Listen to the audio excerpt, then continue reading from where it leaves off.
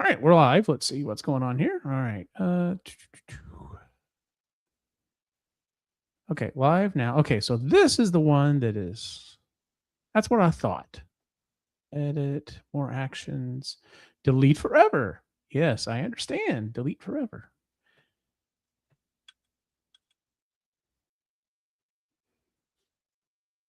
So let me go in here real quick.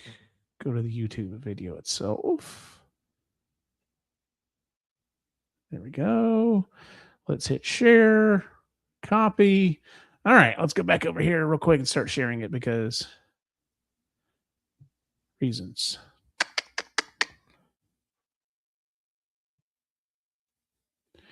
This is always great, isn't it?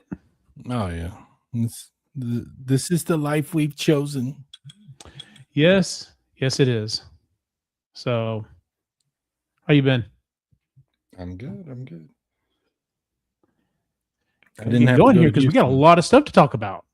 Yeah, we do. Got a lot of stuff to talk about. We do indeed, sir. Sir, I'll have you know. Let's see here. Okay. All right. Got all the correct links out now. All right, here we go.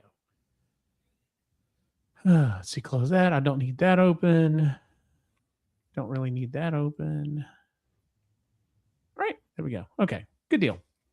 I think we're good.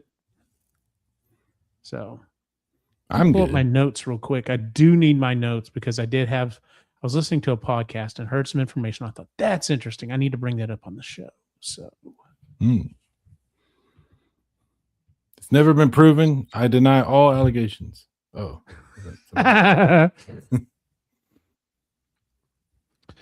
So plus I'll give people, hopefully, if anyone's joining us, a second to join us and actually see we're at a different stream. So join with us. Let's see here. So I have to add the new stream to my playlist. So yeah. You son of a bitch. Sorry.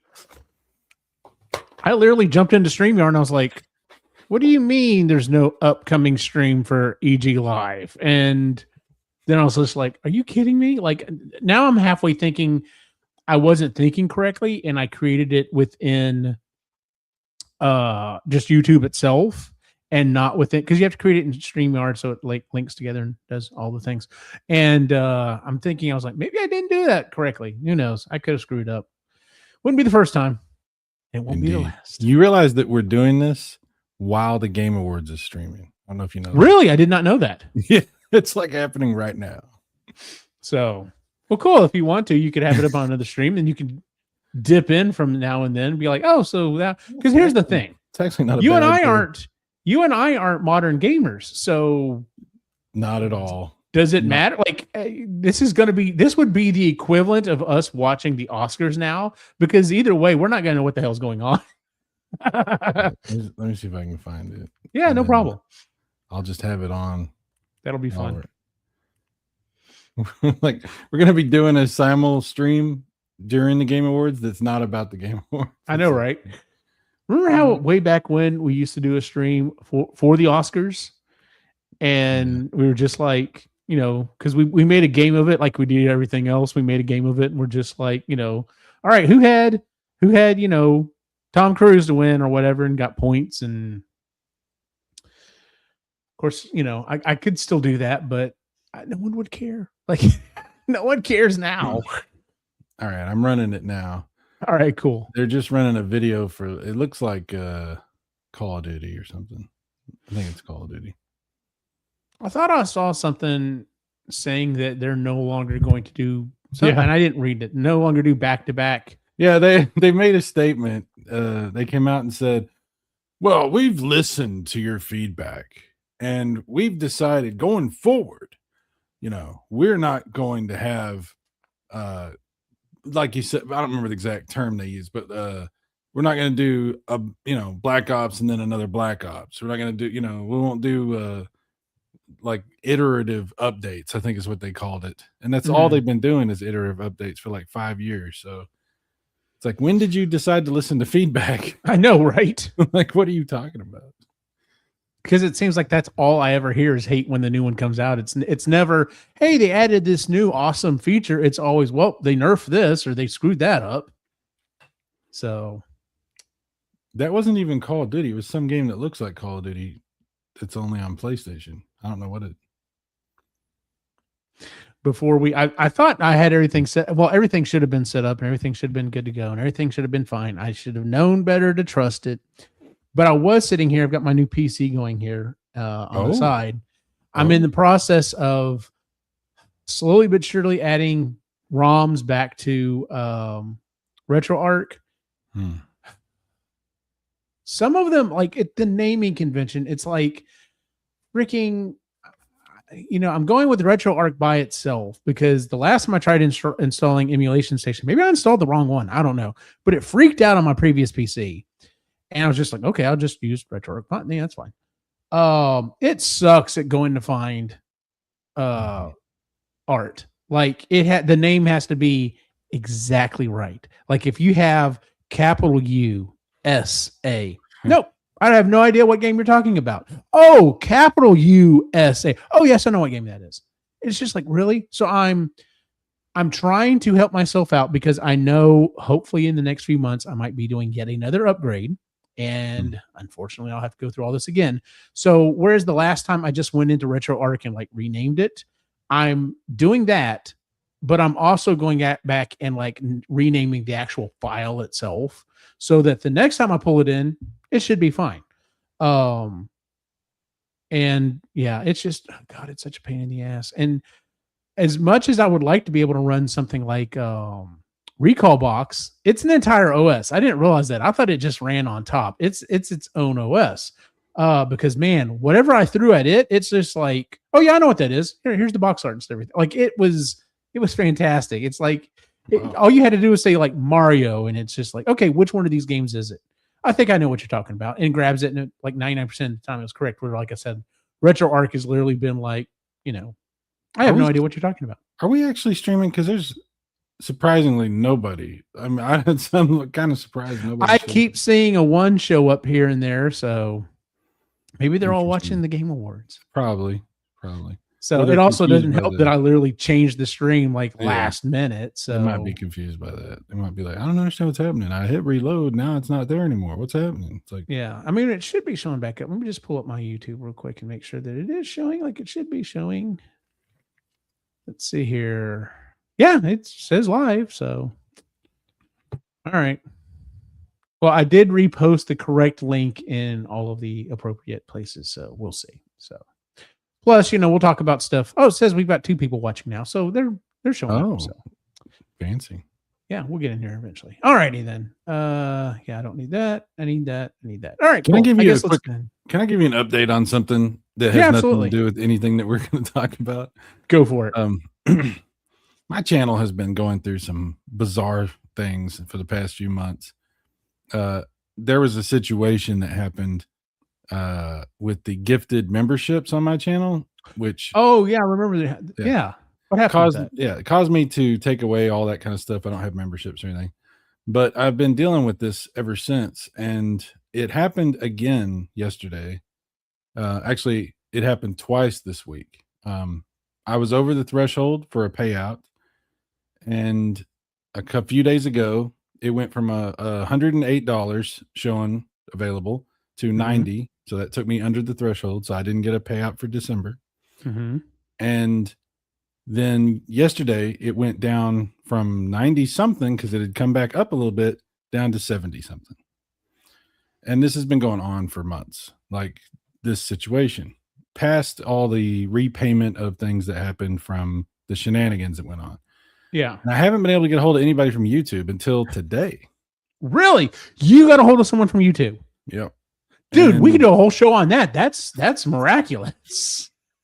I got an email, and I don't remember her name, but there's somebody at YouTube, a rep at YouTube, that is looking into everything, trying to see if there's something they can do to help me.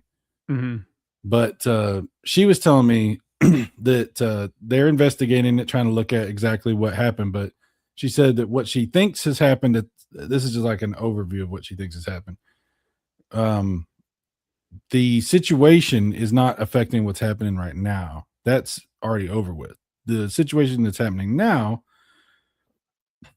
is I'm looking at my estimated revenue, and my estimated revenue gets adjusted every month when certain traffic gets taken out of the equation, because there are certain individuals who put a lot of fake traffic into my channel somehow and then end up getting their accounts canceled for various reasons. And when they get their accounts canceled, it takes that traffic away from my projected revenue. So, Okay. so it's a separate thing going on, and I don't completely understand it. And like I said, they're trying to figure out everything, but I don't know if there's people trying to help me that are losing their accounts because they're doing weird stuff, or if there's people that are just obsessed with my channel that are losing their accounts because they're breaking YouTube terms of service every so often. I don't know.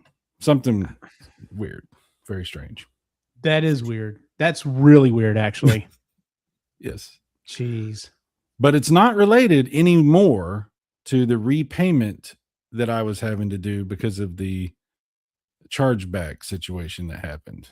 So I want to caution anybody that accepts memberships or direct viewer contributions to their channel, that you're vulnerable if you do that. Just to let you know, people can do chargebacks and you will pay back the money.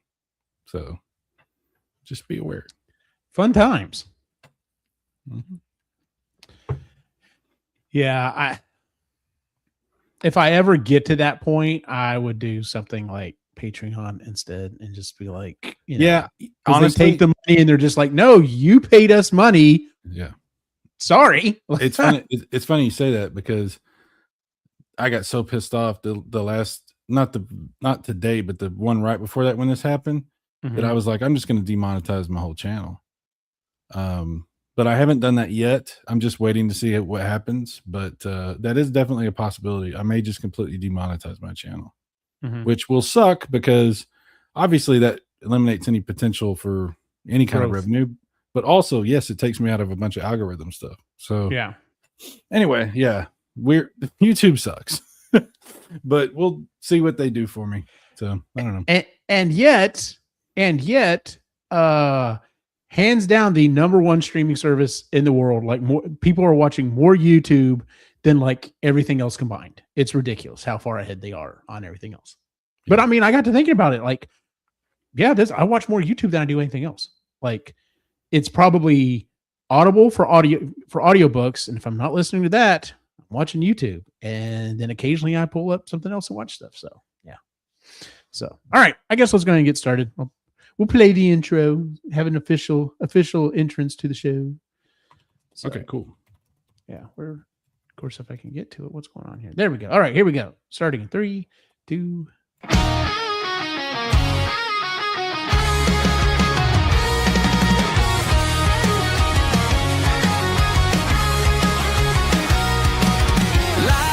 Screen, it's time to go where the geeks unite and the ideas flow from the silver screen to the pixels glow.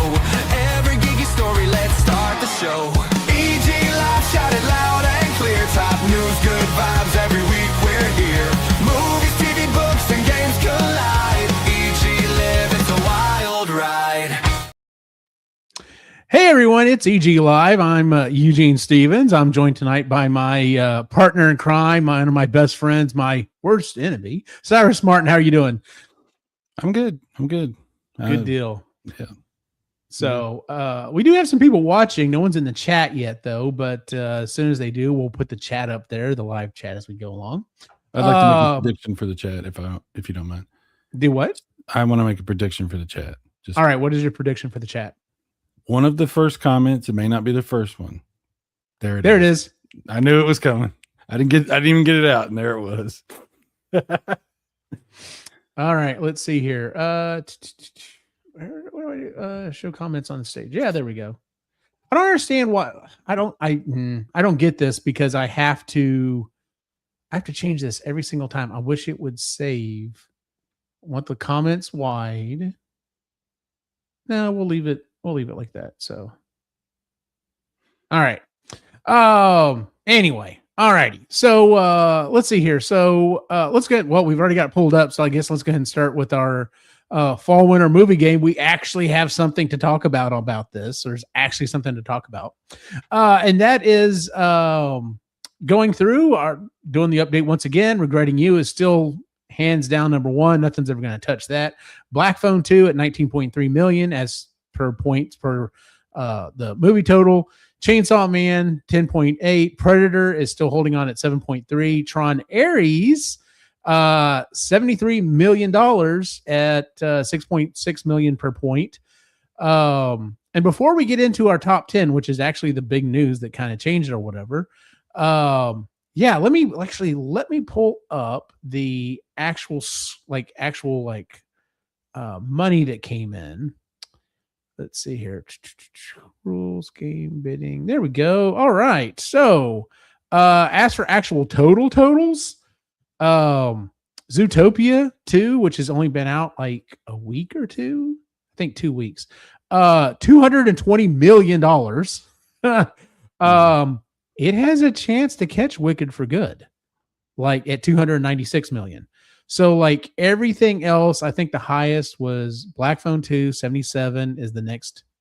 Yeah, that's the next closest. Literally 296 million, 220 million, 96 million. Like there's a steep drop off there. My big movie actually comes out next week because I did purchase. I spent how much? 54 of my points on Avatar, Fire and Ash. But like we talked about last week, even James Cameron is having questions about it. So, yeah, but we'll see. Yeah. So we'll see how that goes. I just want to say, anybody that hasn't seen Tron Ares in the theater and ever wants to see any Tron movie in the theater ever, this might be your only chance. Yeah. So that's kind of a side story. I guess let's go ahead and talk about that. Disney officially said that they're done with Tron. It did not make back what they were hoping it was going to. They did not make anywhere near what they were hoping it was going to. Let me see here. What was Tron Ares budget? Tron Ares significant budget 170 to 180 million. Yeah. Maybe closer to 220. So let's just say 220. So box office mojo, and I can go to weekend. That'll show me what I'm looking for. Tron Ares. Where's Tron Ares? Because I want to see what it's currently sitting at. I didn't realize I had my scroll on the screen. Sorry. It's all good. And my logo too. Wow. You're as prepared for tonight as I am. I was messing with my Atari XEGS. I was having an issue with it. I fixed it. I saw your stream earlier, so it's I fixed the color. Okay, did you fix the color? Because you said you fixed the color the other day, and then it was still acting a little wonky on you. Yeah, I think what happened was when I was putting it back together, I banged it around a little bit, and the pot loosened up. So this time I was very careful. Seems to be okay for now. We'll see. Okay, that's what I was looking for. So we said they're estimating the budget on this thing was between like 170 and 220, depending. Worldwide on Tron Ares is 142. So it would be one thing if it's only made 73 domestically. It'd be one thing if maybe the rest of the world kicked in and got it over the line. But well, historically, every Tron movie has underperformed. There hasn't been. I mean, later it's found an audience, on video and stuff, but in the theaters they all underperform, every one of them. Oh yeah. So in fact, you could make the argument that this one actually performed the best out of all of them. Really? I hadn't looked I'd have to go back and look at those numbers. That actually would be interesting to look at. Well, I think the second one overall probably did do better, but I mean, considering, I don't know. It depends on how you want to look at the numbers, but yeah, it didn't do as bad as you might think it would have, is what I'm trying to say. But definitely didn't make its money back. Yeah, obviously it didn't make its money back. So None of them. Whereas Warner Brothers has already said, yeah, I think we're going to keep exploring in the realm of Wizard of Oz. You think? Yeah. So yeah. All right. So here's the big news: is someone finally dethroned Cy. At our number one spot is Bruce at $397 million. Cy at 346, Chris at 296. She literally just had like one movie, and she's like literally at number 3. You and Chris have the biggest interesting stories for this game. Buzz at 286, Last Line at 250, Mike P 247, Josh W 243, Ray 229, Tex-Mex 152, and Johnny at 131. I am still at last place and number 12, but we'll see how if people want to go see the Avatar still, and if they do, I might get up in the top 3, or I don't know. I may be like 5, and that's about as far as I go. I don't know. It just kind of depends. So, but yeah, here's the big things I want to point out about this though. Like I said, Chris, one movie. She literally bought one movie and put like all of her money behind it. And it's paid off well. I mean, she's probably not going to win the game, but top 3 is still damn good. You, on the other hand, were in the bid, like, not to take anything away from Bruce. Bruce thought about this. He picked what he thought was going to do the best and has come out ahead. But that being said, you did not have that opportunity, sir. You quite literally had to fight with the rest of us. And as for, unless Chris overtakes you, you still, of the group of us that did the bidding, you still by far had the best strategy at the onesie twosie stuff. So, hey, Retro Bro, what's going on, man? So, got a sub on this channel, missed the notification. That's also partially my fault. It's totally your fault. It's not totally my fault. Yeah, I had a link up, and then all of a sudden it just was not like StreamYard was not connecting to it, so I had to create a new stream and carry everything over. So, well, I thank you for the sub anyway. But that being said, not that it makes a difference, because YouTube doesn't want to notify anyone of anything. I can't tell you. I'm still working on it. I am still working on. I'm going to listen. No, let me just check YouTube and see if by chance someone's streaming. And I can't tell you how many times it's been. Oh, look, Cyrus has been streaming for an hour already, or Retro Bros got a new video up or something like that, because it doesn't bother telling us anything. Drives me insane. By the way, thanks for tuning in. The Game Awards is on right now while we're doing this, and we didn't even realize it until we were starting. And I was like, "Hey, guess what's on right now?" Yeah, I'm watching it over here just in case anything interesting pops up. I don't know. Nice. I don't even know what I'm looking at. What I'm looking at right now looks like a new version of one of those NVIDIA demos they used to make for the video cards. I don't know what it is I'm looking at. I need to go find some of those older ones, because we used to use those to demonstrate like the PCs and stuff we were building. I need to download some of those to show my boy, who's changed his name, by the way. Now he's Wolf Easy, I guess. Wolf. I'll have to ask him. Wolfus. Oh my God. See, that's what it's funny. When we got our corgi, like, she would bark when she'd hear like another dog outside or whatever. And we're like, is that the wolf? Is the wolf is going to get you? And I don't know, maybe that's what he pulled it from, that's actually kind of cute. So, well, I don't make videos. Ha ha ha. Sure, you know. Anyway, so let's go ahead and move on to our first big story, because we actually have several things we wanted to cover tonight. So, this is a doozy, and there's a lot of stuff here.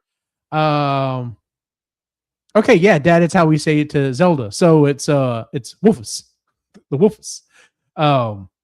Thanks for clearing that up, son. All right. So anyway, this is something we've already covered, but man, this story just keeps going. All right. Oh my God. I don't even understand what's happening with this anymore. Like, All right. I will explain this to you. I've listened to multiple podcasts talking about it because like this is the news in Hollywood. All right. So last Friday, as of Friday, it was done. Game over. Fat Lady Can Sing. Everything was locked down.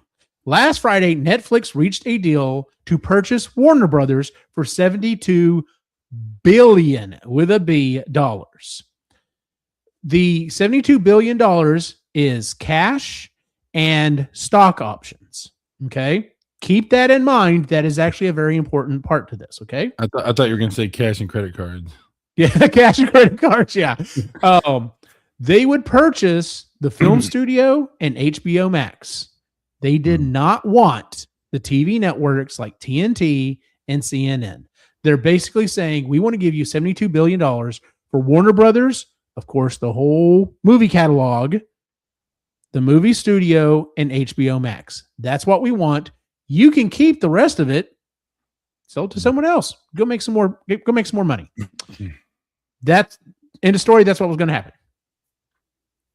Monday, Paramount comes back and says, whoa. We gave y'all a bunch of bids. We actually gave you a larger bid. Why did you go with them? That's not fair. And basically started throwing a hissy fit. They said, hey, here's what we're going to do. We're going to go straight to the stock owners, and we're going to offer y'all $108 billion, which is more money, but we want everything. We want the studio. We want HBO Max. We also want all the TV channels. We want everything. Okay. So right now, Warner Brothers board is basically just like, okay, listen, we're not going to do anything. Don't take any action. Don't take any money. We need to think about this and figure this out.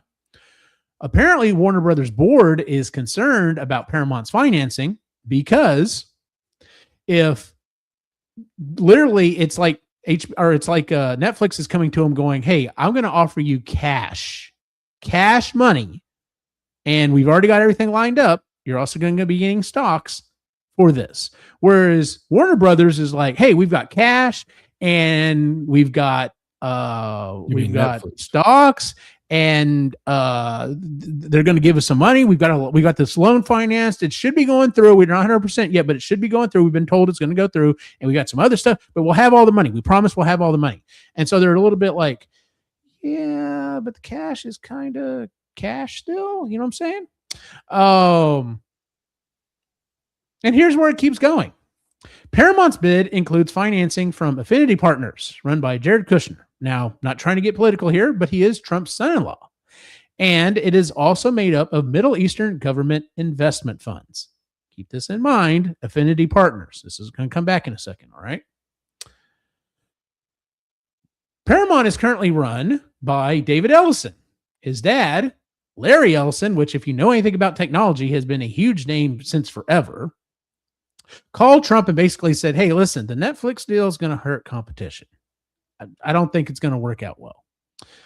And Trump did say over the weekend, he thought Netflix was a good company. There's some good people working there. This could work out well. Now he's saying, I don't know. This could be problematic. Okay.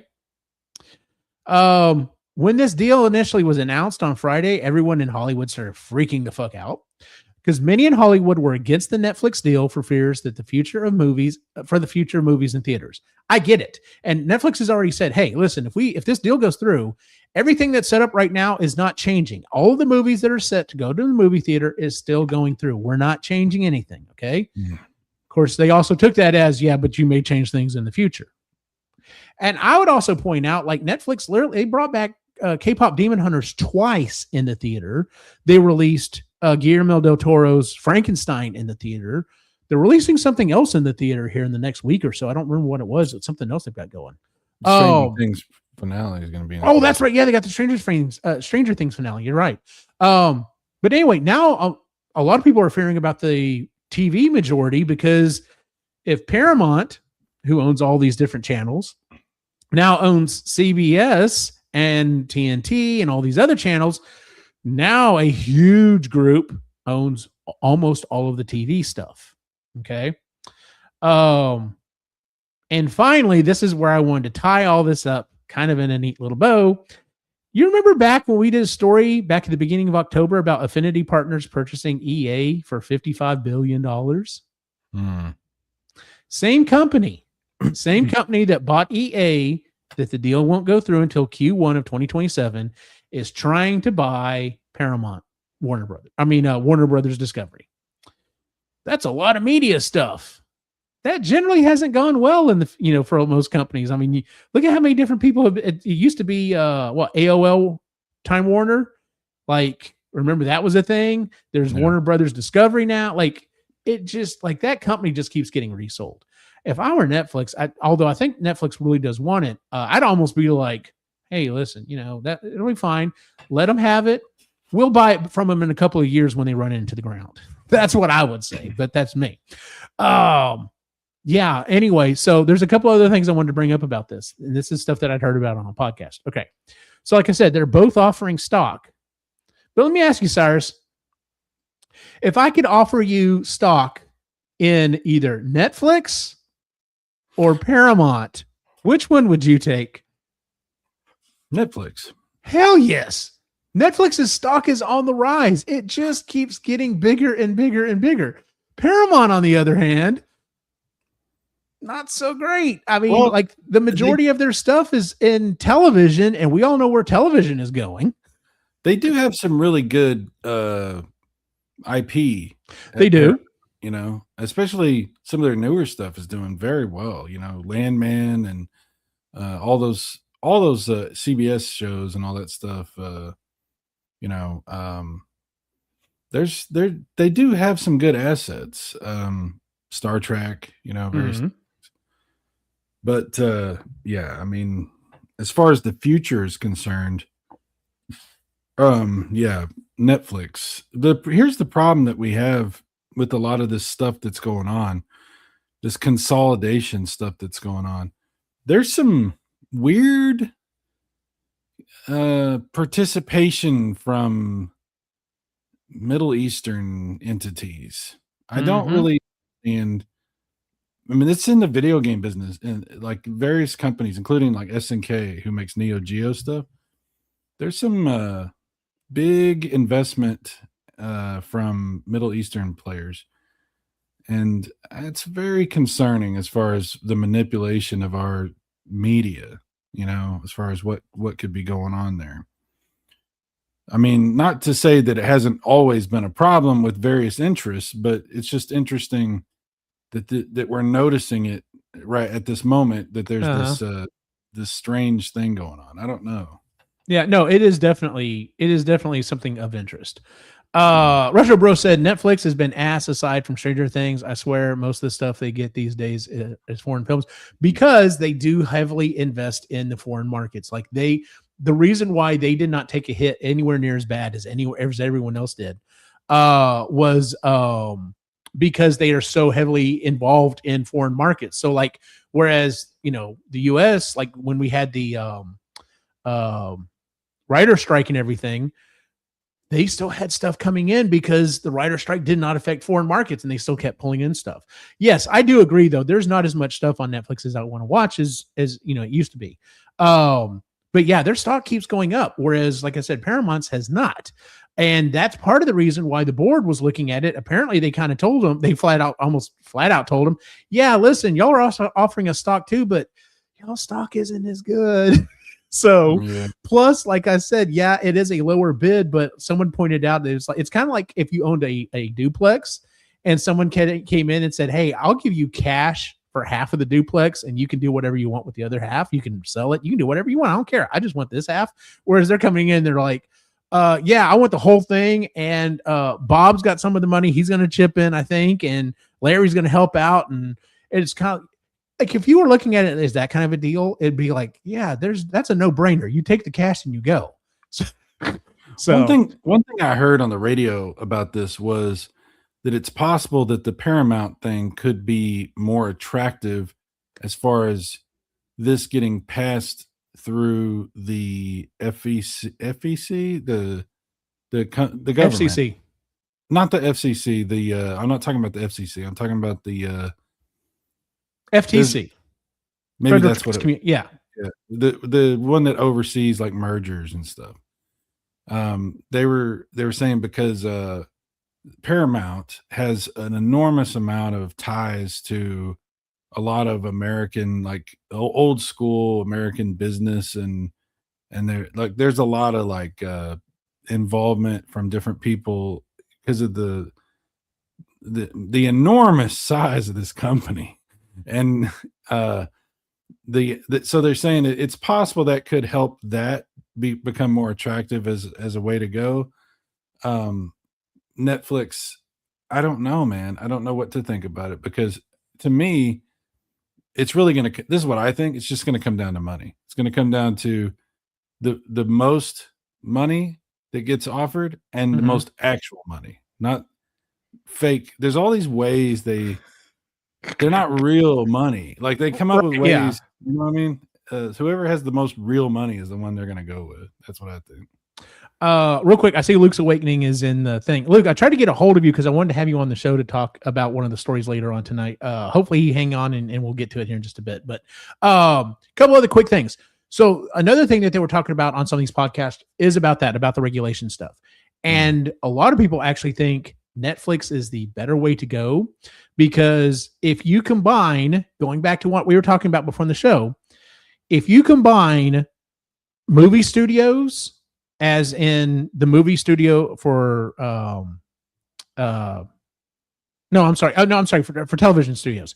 If you're looking at the combination of television studios being combined between Paramount and Warner Brothers Discovery, that's like huge numbers combining together. And generally speaking, the FTC does not like that. They do not like when giant companies buy other giant companies and just become bigger. They like it when giant companies maybe buy a little bit smaller company or two smaller companies combined. Yeah. Whereas if you look at the streaming numbers, because Netflix doesn't already have a movie studio, they do make some stuff, but they don't have a studio outright. But if you look at just the streaming stuff, you're talking about like number 7 and number 8 combining. Whereas if it was television, it's like number 2 and 3 combining.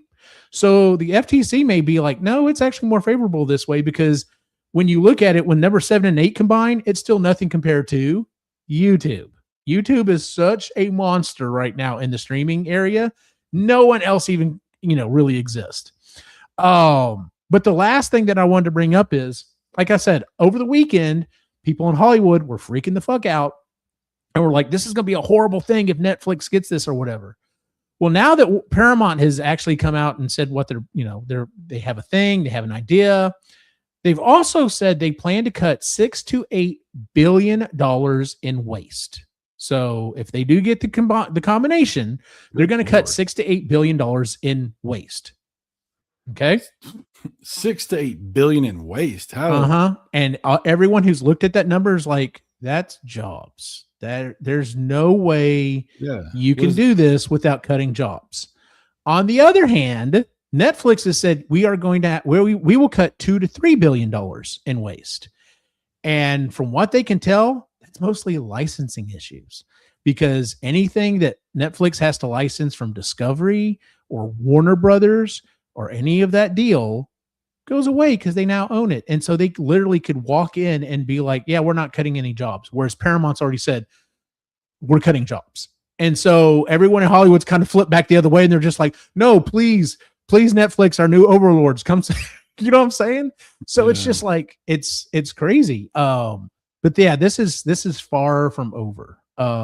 This will not be the last time we talk about this story, but this is a huge thing. And it's crazy because Paramount's actually the one that started this. They're the ones that stepped up. We're like, hey, we want to buy you. We want to buy you. And Warner Brothers at first said we're not for sale. And then they're just like, well, maybe we'll see. We'll see how things go. And then people started coming in with, decent deals or whatever. So let's see what's going on here. Yeah, they have no problem with Disney buying everyone. It's a matter of who pays off the right people. Yeah, it's absolutely it. So the FTC has a problem with it until they start lobbying politicians. Yep. Once again, everyone in the chat's correct. Yeah. So it's gonna come down to the money and the lobbying, how it ends up coming out. So, the thing also is, like, this is all bullshit. because they only show us what they want to show us. Like, there's a bunch of shit goes on that's really the real dealing and the actual dealing and wheeling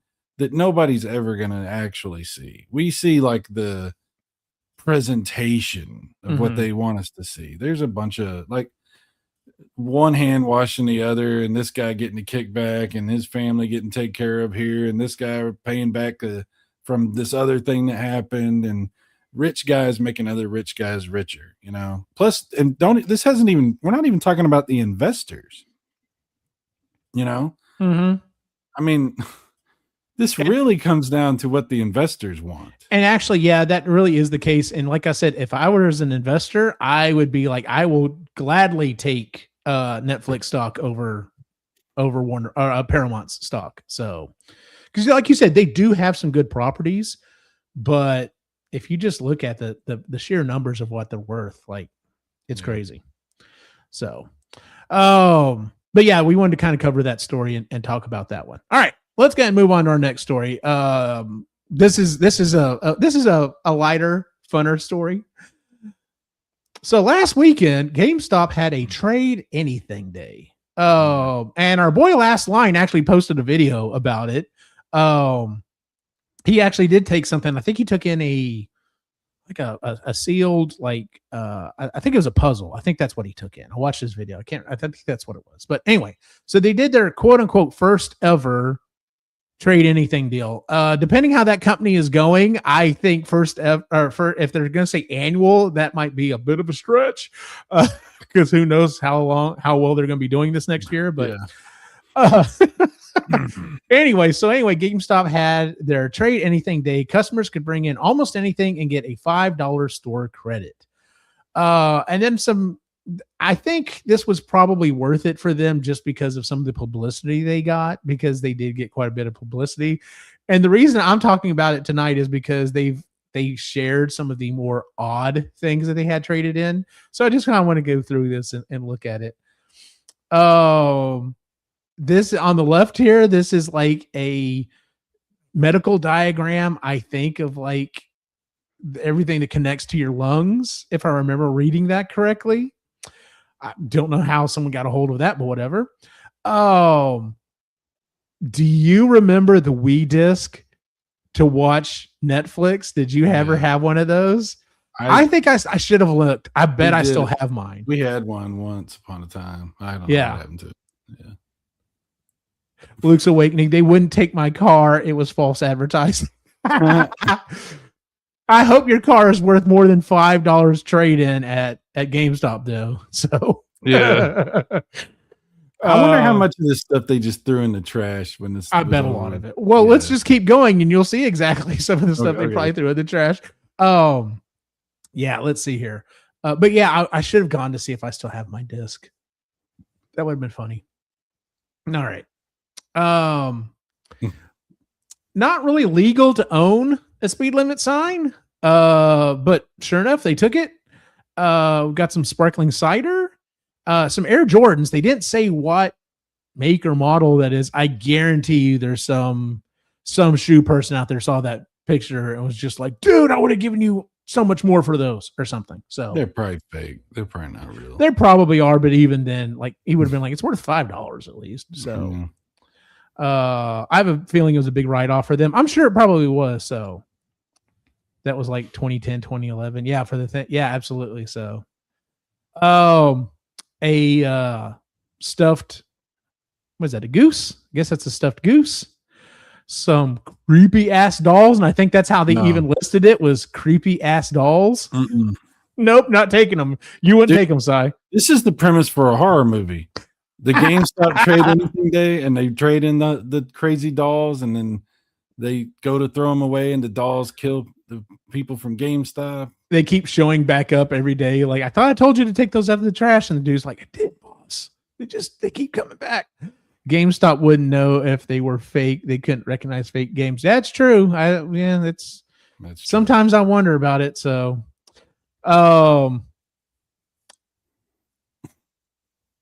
okay, that's definitely a stuffed. What was that? Oh my god! What is that? It's not a mountain lion. It's a. A Lynx, maybe? Lynx, maybe, yeah. Yeah. I traded in my Lynx at GameStop. Oh, really? Atari Lynx? No. No. And then like apparently I'm guessing this is a beautiful art depiction of Snoop Dogg, but he was always depicted as a not a Rottweiler. What is it? What kind of dog did he turn into in the video? Doberman, right? Yeah, that's right. He was a Doberman. So, but I mean, that is how he wears his hair now. So that's, yeah.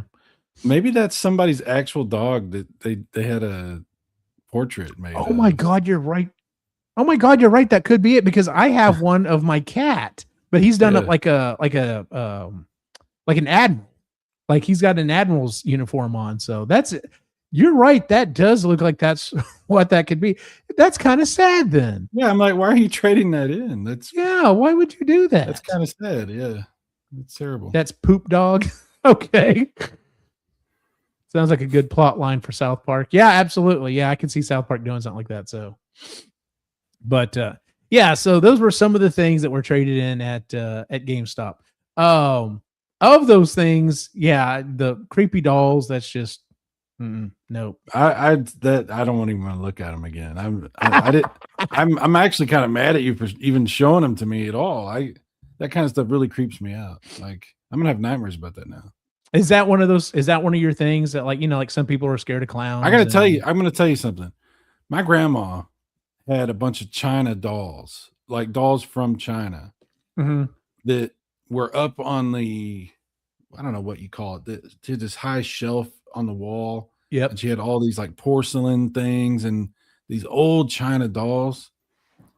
And those were the creepiest damn things, man. Especially like sometimes I would sleep on the couch in the living room there, and I would see these things in the night with their eyes sparkling at me.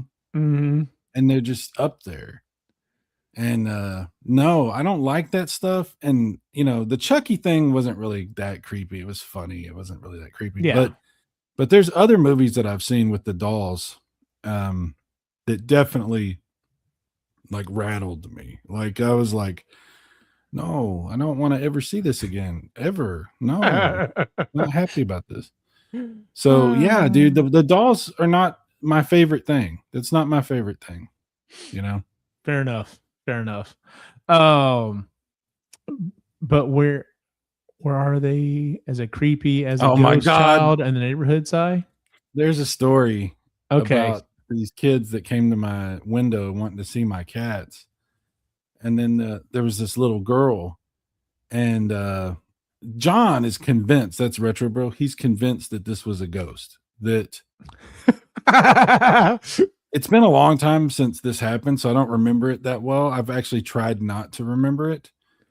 But yeah, this little girl would like come to my window and want to pet my cat, or one of my cats. And I would come home from work, and if I had the screen, like if I had one of the windows up and the screen to where the air could come in, the screen was knocked out of my window like a couple of times. One time, Jon Snow was actually outside when I came home from work. Yeah. I don't know what's up with that. I thought maybe somebody was like prying the screen out, but what I think actually was happening, because I saw Jon Snow kind of do this. He wants to get pets, and he's Jon Snow is like, he doesn't give a crap who you are. He wants pets from you. Like he's like, cool, I don't care who you are. We're friends. Cool. Yeah. Especially little kids. He likes little kids.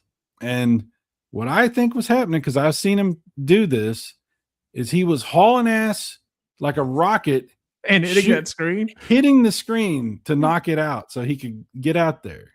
And it wasn't just because of kids. There's also a yellow cat that was hanging around outside, and it laid the smack down. I think there was some. The other way. Okay, yeah. I think there were some other reasons why John. Because with cats, it could be either way. It could be that, hey, I'm going to come kick your ass, or Jon Snow doesn't want to kick. He's a lover, not a fighter. He's a lover, not a fighter. Gotcha. Yes. Yeah, gotcha.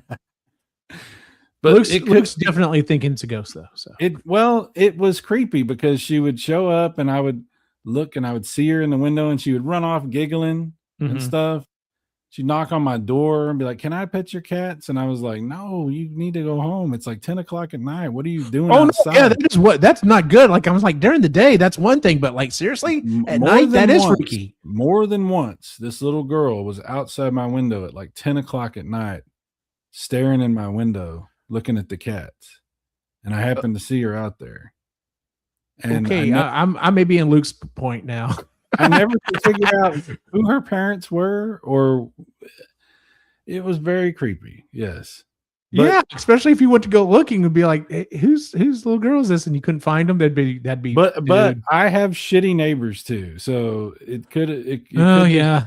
I mean, I will hear them at all hours fighting each other, and there's been times I've heard gunshots and all kinds of stuff. So I mean, who knows? But it is possible. It might be a ghost wanting to see my cats. I don't know.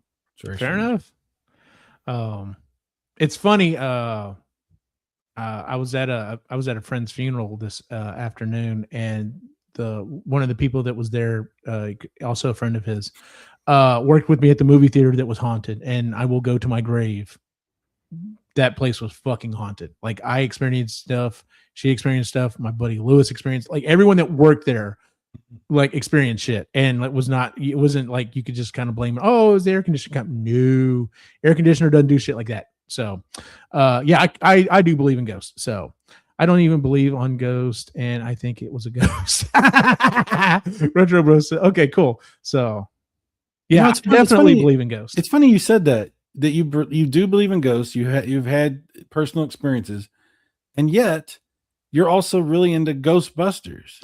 Okay, so I have actually brought that up to other Ghostbusters, and not every one of them, but the majority of them have had some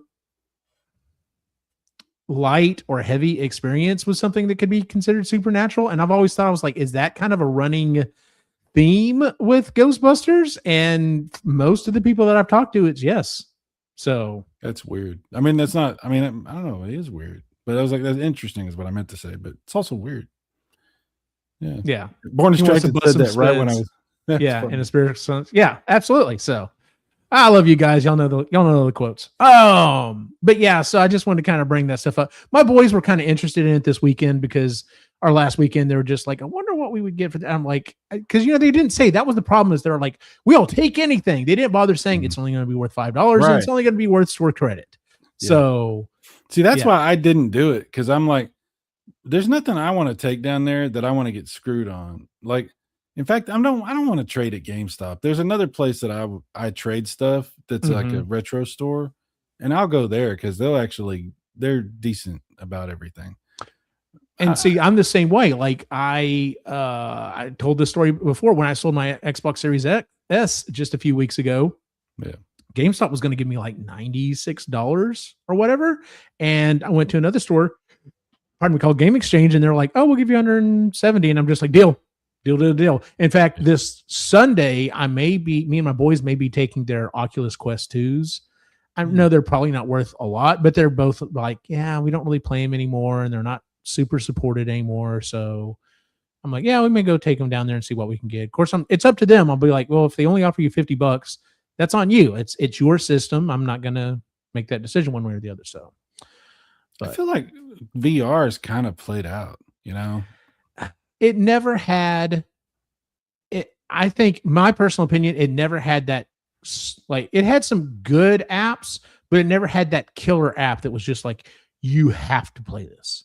Like, that's pretty much been the thing for everything. Like, once you get that killer app, that's what causes a game console to like blow up or whatever. And the same thing goes there. I still think the closest to that was Beat Saber. And Beat Saber is fantastic. I haven't played it in forever, but whenever I would borrow one of the boys' VR systems, I still like playing it. It's still a fun ass game, but it's not enough that I would be like, I got to go get one of these. Like, it's just never.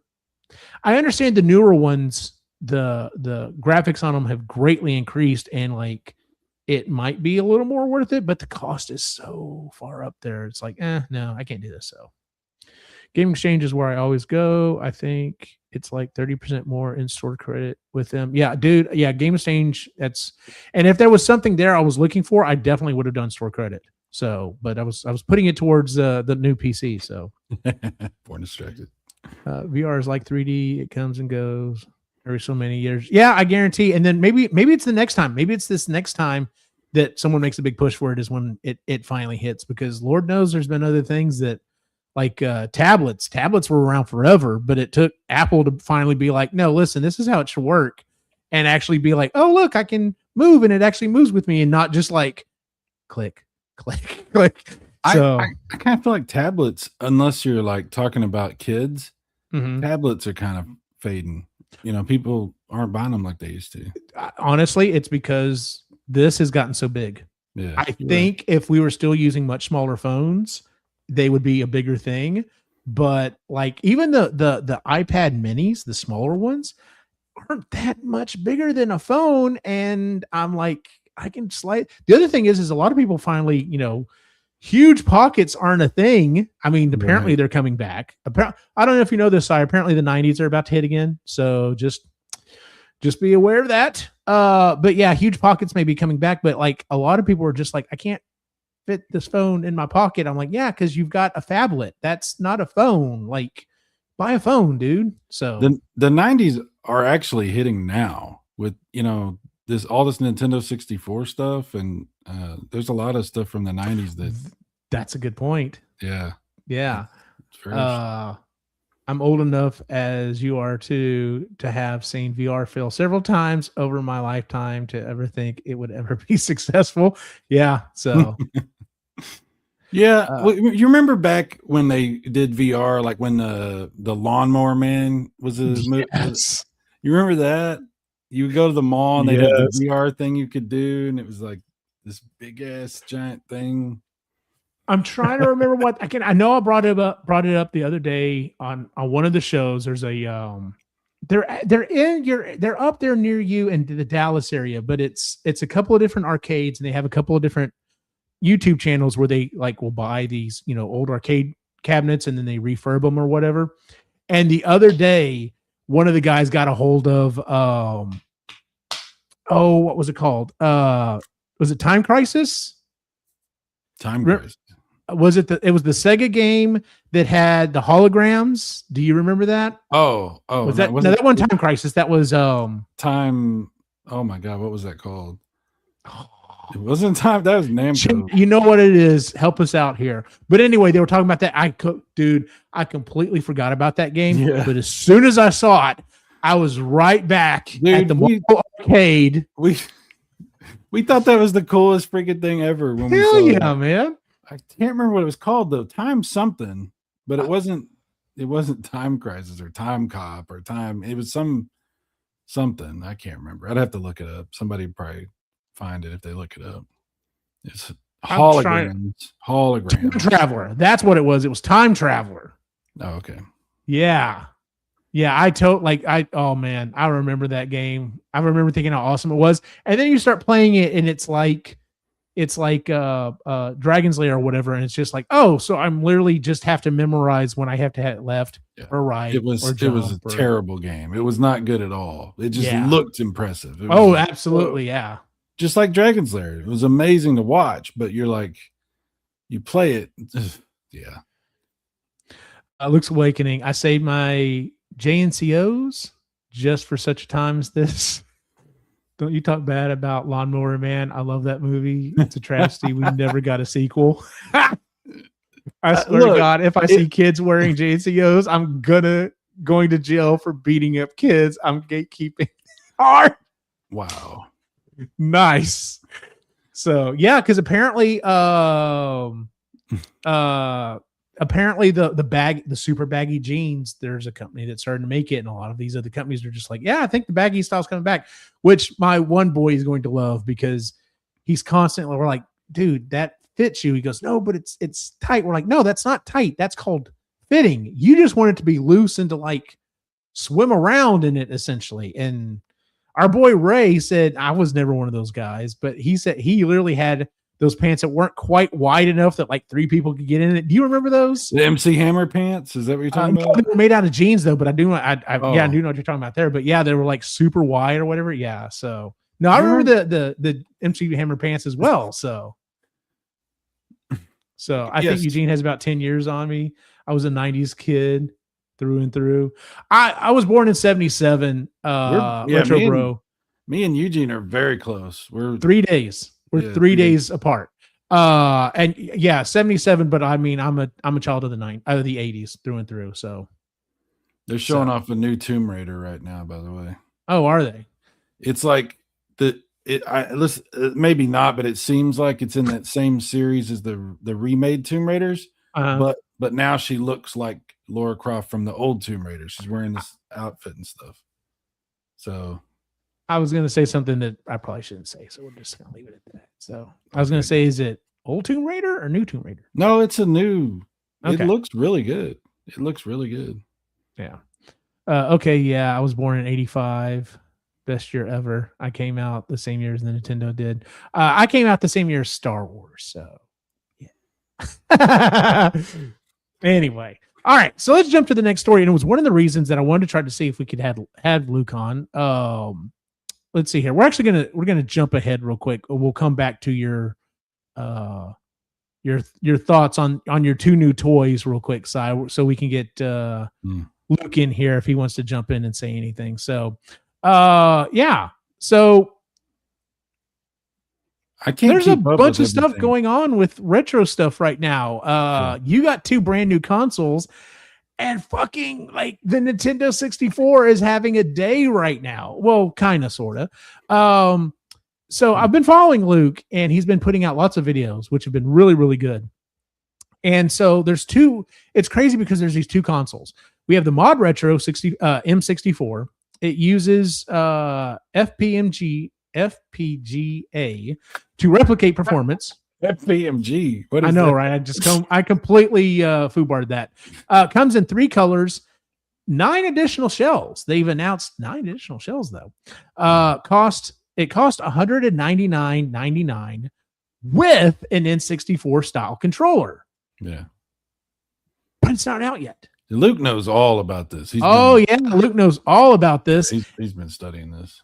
And then the other one, and then there's the controller.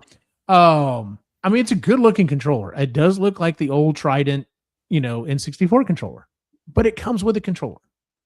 And then you have Analogue 3D. It's available in 10 colors. The black and white versions are $269. The color versions are $299. And the 8-bit controller, 8-bit DO controller that you can buy is $44. So basically $45. And there's the controller. But like my boy Luke even put out a video. He's even saying it right now. Fuck Analogue. They still haven't given my money back. Oh, he canceled. Yeah, he did a video the other day. He had signed up for one of these things. And like he put it, like I was even telling my boys about it. I was just like, yeah, I'm like, there's these 2 N64 like consoles that have just come out. Like one of them's out. And like by the time, like if you went with one of the colors, like you were pointing out, Luke, $300 for the console if you wanted one of the cool colored ones, which I think one of his last videos said they're all sold out except for the black and the white. But you're looking at $300 for the console, $45 for the controller, and then apparently they charge shipping. So you're looking at close to $400 by the time you're out. Well, it's more than that. You got to factor in the shipping and the tax, and so yeah, you're looking at least $400. Whereas the ModRetro, you're looking at $200 at the gate. And he pointed out the other system, the Game Boy like system they have, it lists on there if you meet $200, area, then it's free shipping. So he was hypothesizing the shipping on this thing may be free as well. The only problem is this one's not out yet, whereas the other one is. It's a complicated situation because the ModRetro is $100. It's $199, $200. The Analog ones, I mean, really, let's be honest, you're gonna want the $300 one. The black and white, they're cool, but have you seen the purple one? Have you seen? Okay, so the color I even found on it, I was just like, was like one of the other yellow ones. I was just like, no, where's the picture? Dude, That's the one right there. I bought, my daughter has a purple N64. I Mhm. bought her the purple one years ago. I bought her the purple N64, and I never used it, but I kept it in the closet here because she wanted me to hold on to it for years, and she finally got it last year. But I'm not gonna lie, that purple N64 has stayed in my thoughts ever since. And to get, I would definitely get the purple one. Now, let me say this. I'm not an expert on this. Luke knows a lot more, and it would be awesome if Luke wanted to come on. I mean, I'm not trying to. You want to come on, Luke? You want to come on? You want to come on? My buddy Max is this meme that went around to him where he was constantly asked, Max of Mad Max Movies Entertainment, my buddy, he used to wear the Dr. Doom mask and stuff. Yeah. He has this meme going around asking everybody, you want to come on? You want to come on? You want to come on? Anyway, sorry. But what I was going to say is I'm not an expert. So Luke, if you know more about this, feel free to correct me on any of this. But here's the thing. I don't know what the FPGA chip is that's in the ModRetro console, but I do know that the FPGA chip that's in the analog consoles is around twice as powerful as the one that's in the analog pocket. It's much, much more powerful, about twice as powerful. And that is what gives the analog 3D is what they call their N64. That's what gives it the capability to do things like frame rate boost and like some things like it actually can run N64 games at like a better frame rate, and so far not increasing resolutions. They're not doing that, but there's some enhancements that you can apply to your games if you play them on that console. Mhm. So I'm wondering, since the ModRetro one is so much cheaper, what the power level is for its FPGA and what kind of enhancements it's going to offer. Because I don't know about that. I don't know. Maybe there is good information about it, but I don't know. Yeah, dude, like like my N64, it's sitting back here behind me is a Gen 1, first came out. It's the black one with the gray controller. And when they came out with when they started coming out with the multiple color ones, I just was like, I've got one. Why do I want one of these? But I do. It's the same damn thing. It just is a different color. And I have to say, these are some fun colors. There's the red one is watermelon. The red one's nice. The orange one. I mean, I wouldn't get the orange one, but it still looks cool. Like, tell me that doesn't look cool. They're all sold out right now, so you can't get them. But that's the other thing. Yeah. But when they come back around, and I think they will, because this is selling very well, I'm probably getting that purple one. But okay. Now here's the other thing. Now here's the other reason why I would be like, damn it, I'm just going to have to like bite the bullet. And if I were going to do this, I would go with this one. And it's one reason only. It's that controller right there. I like 8-bit controllers, but that layout is the perfect blend of an N64 controller and a modern controller. That just, something about that just appeals to me. I'm just like, man, that would be a great controller. And I'm sure I could buy it regardless. They moved the D-pad to where you can actually use it. So yeah. I mean, that's great. Plus it'll be wireless and battery will probably last forever in it. It's going to have your built-in rumble. It's going to have all that stuff. So you don't have to, I still have the OG N64 rocking over here with my AAA batteries and my rumble pack. Nice.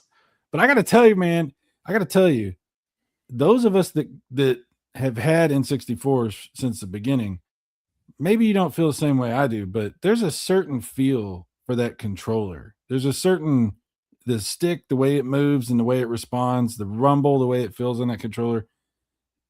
I don't know how they're going to duplicate that and make me feel like it's really what I'm looking for. Now that controller is just an N64 controller. That's basically what that is. I mean, I could have seen those sitting at the stores back in the day. I probably did see some that looked like almost exactly like that, probably third-party controllers sitting, but Babbage's or whatever back in the day. But I'm very curious to see a apples to apples comparison of these two different versions. It's so interesting to me that we've waited years and years and years and years for something like this for N64, and they're both hitting at the same time. Like, that's so bizarre. Well, I mean, Luke said in his video, and I 100% agree with you, dude. If nothing else, at least we're getting competition, and competition is always good.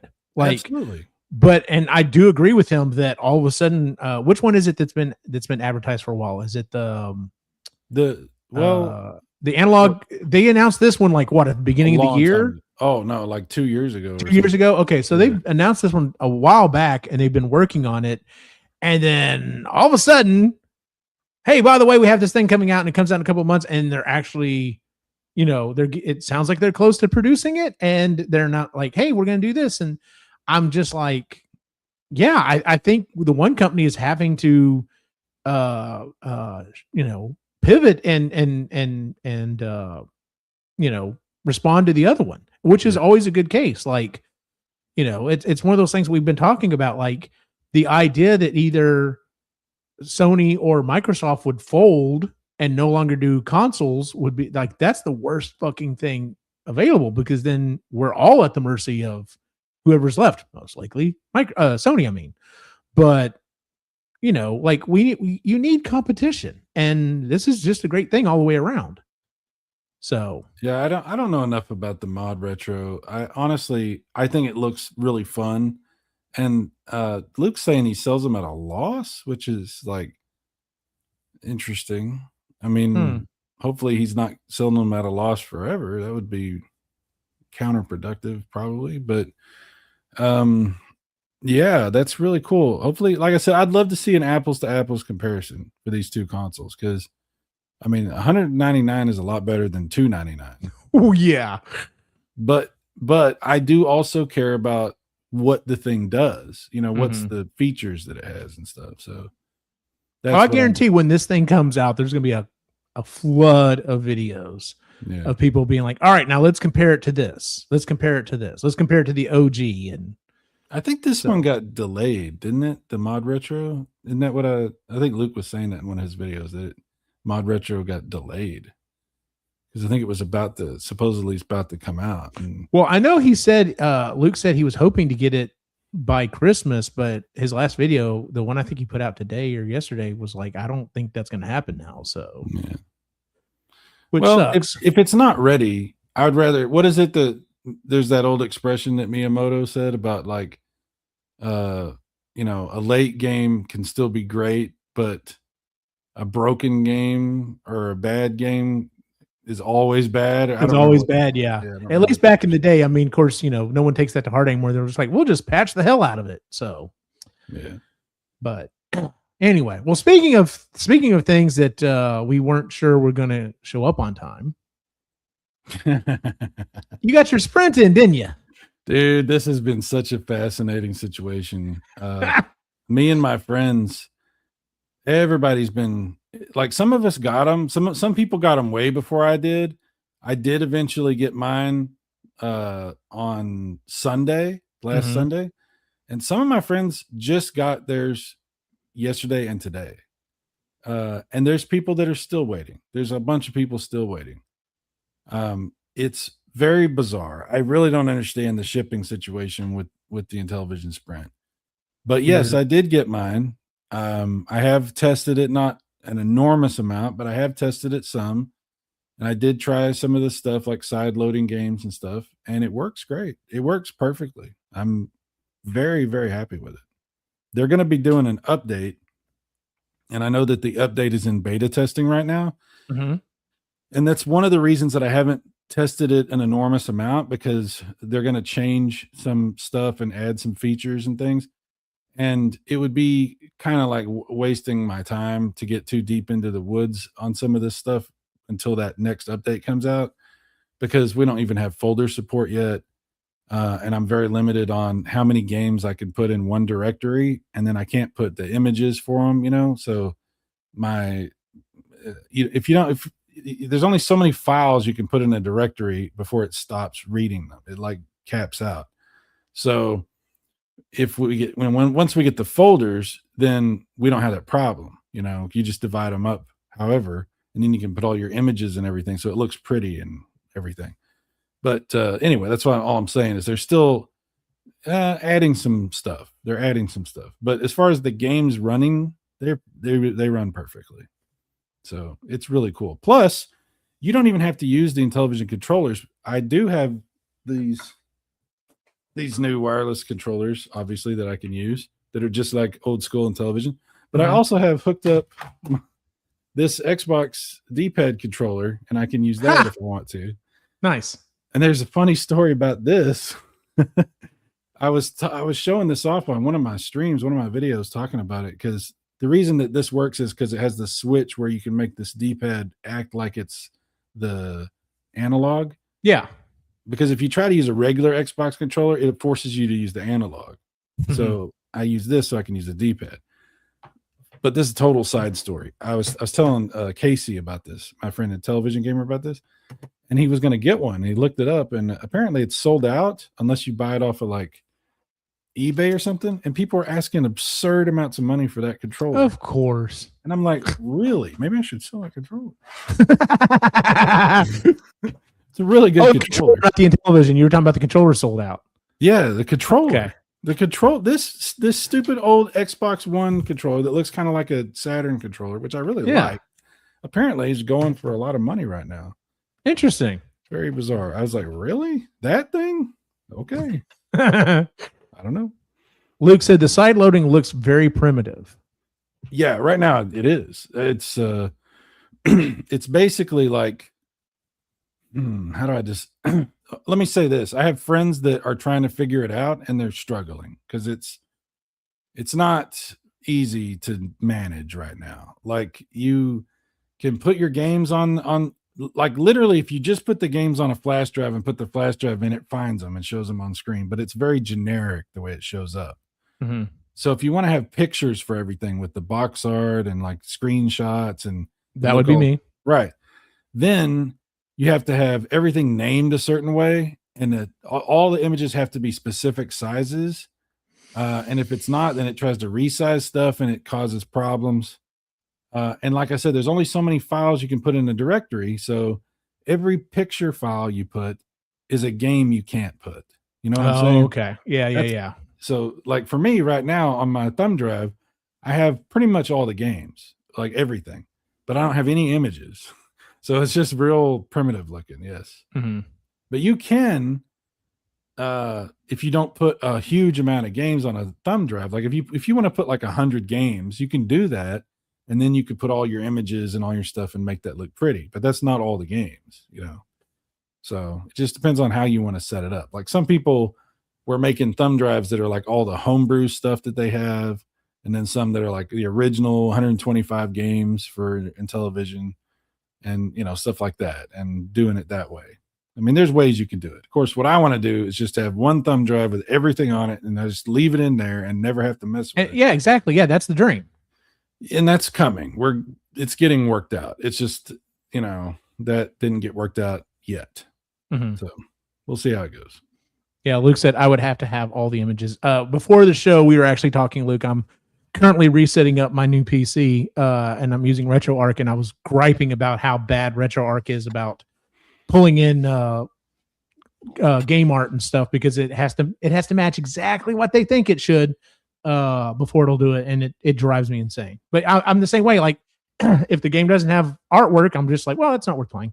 So even if it's my fault. So does it not mix the side-loaded games in with the preloaded games?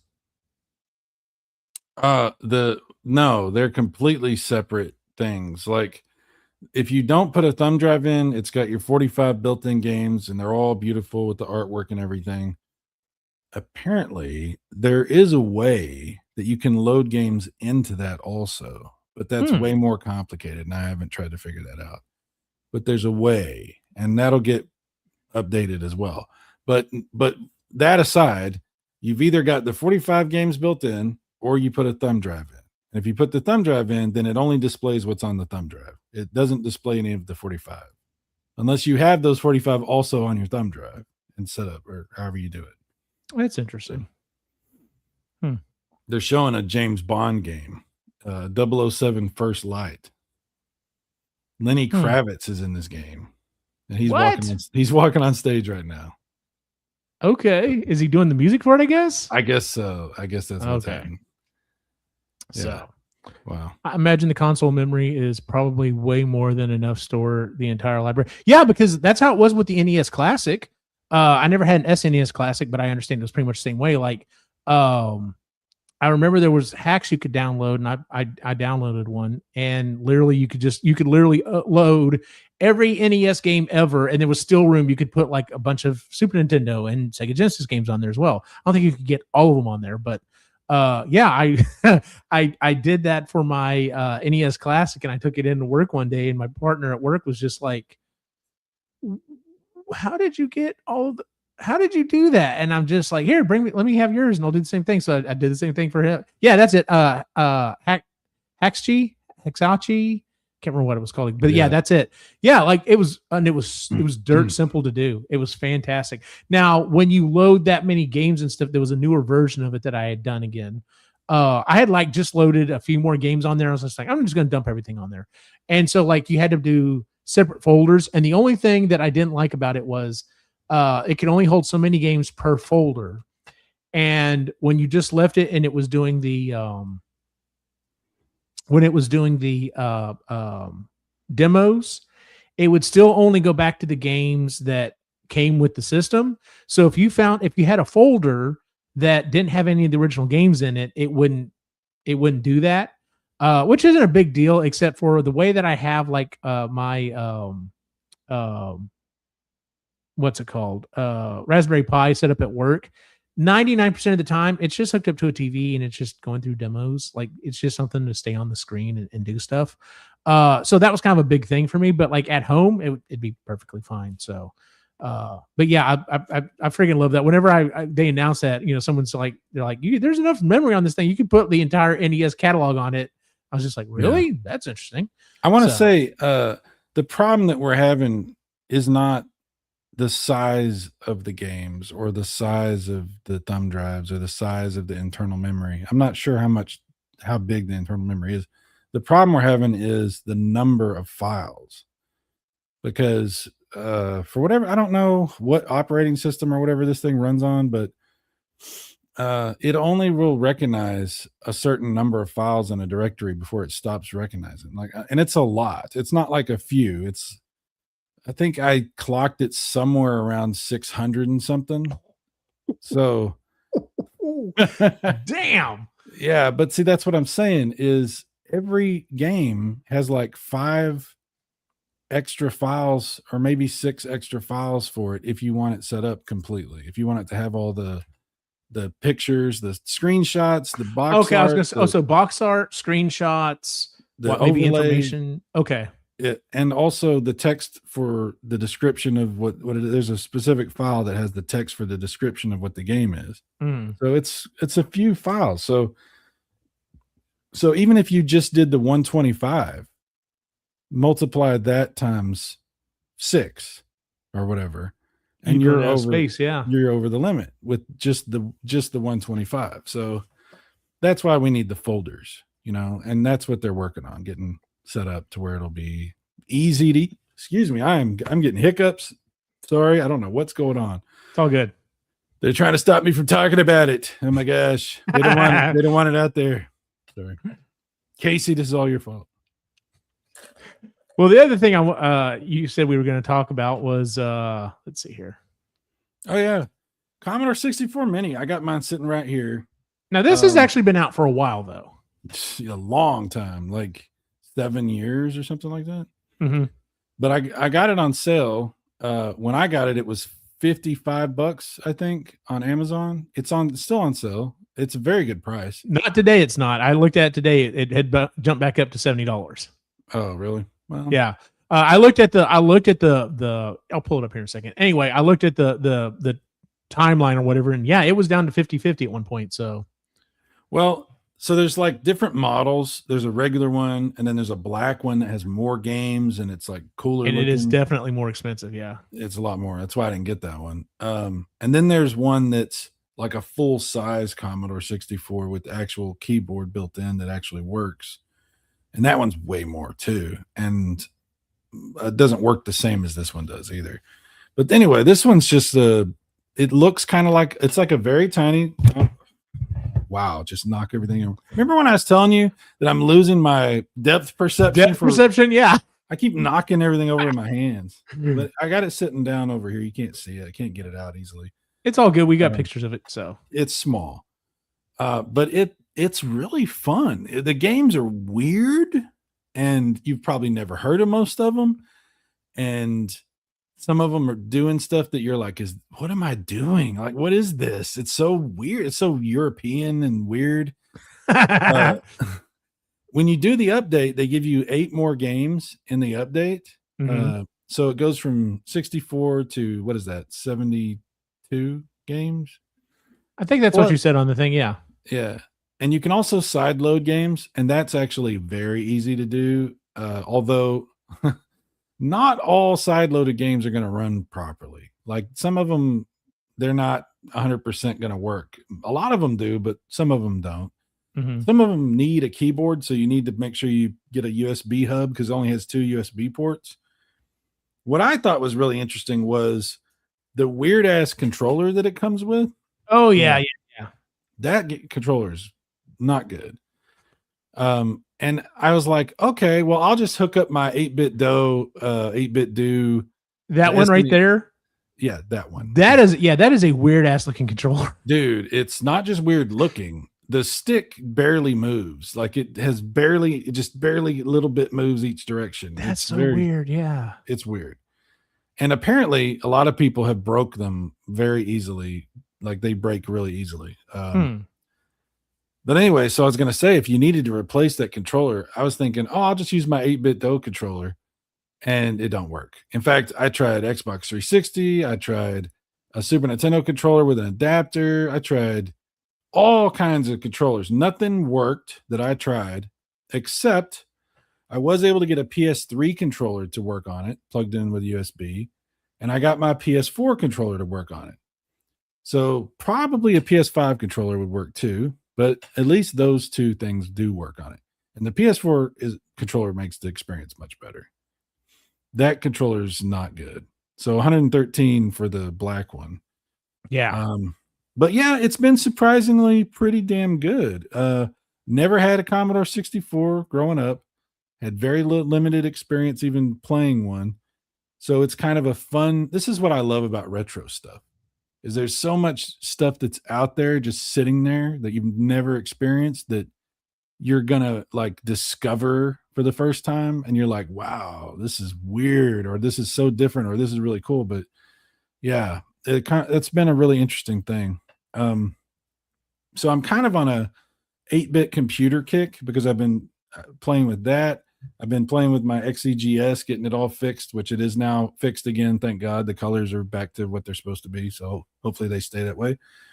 And I also ordered a Atari 400 mini that they really, it's on sale on Atari's website. I think it's like $70.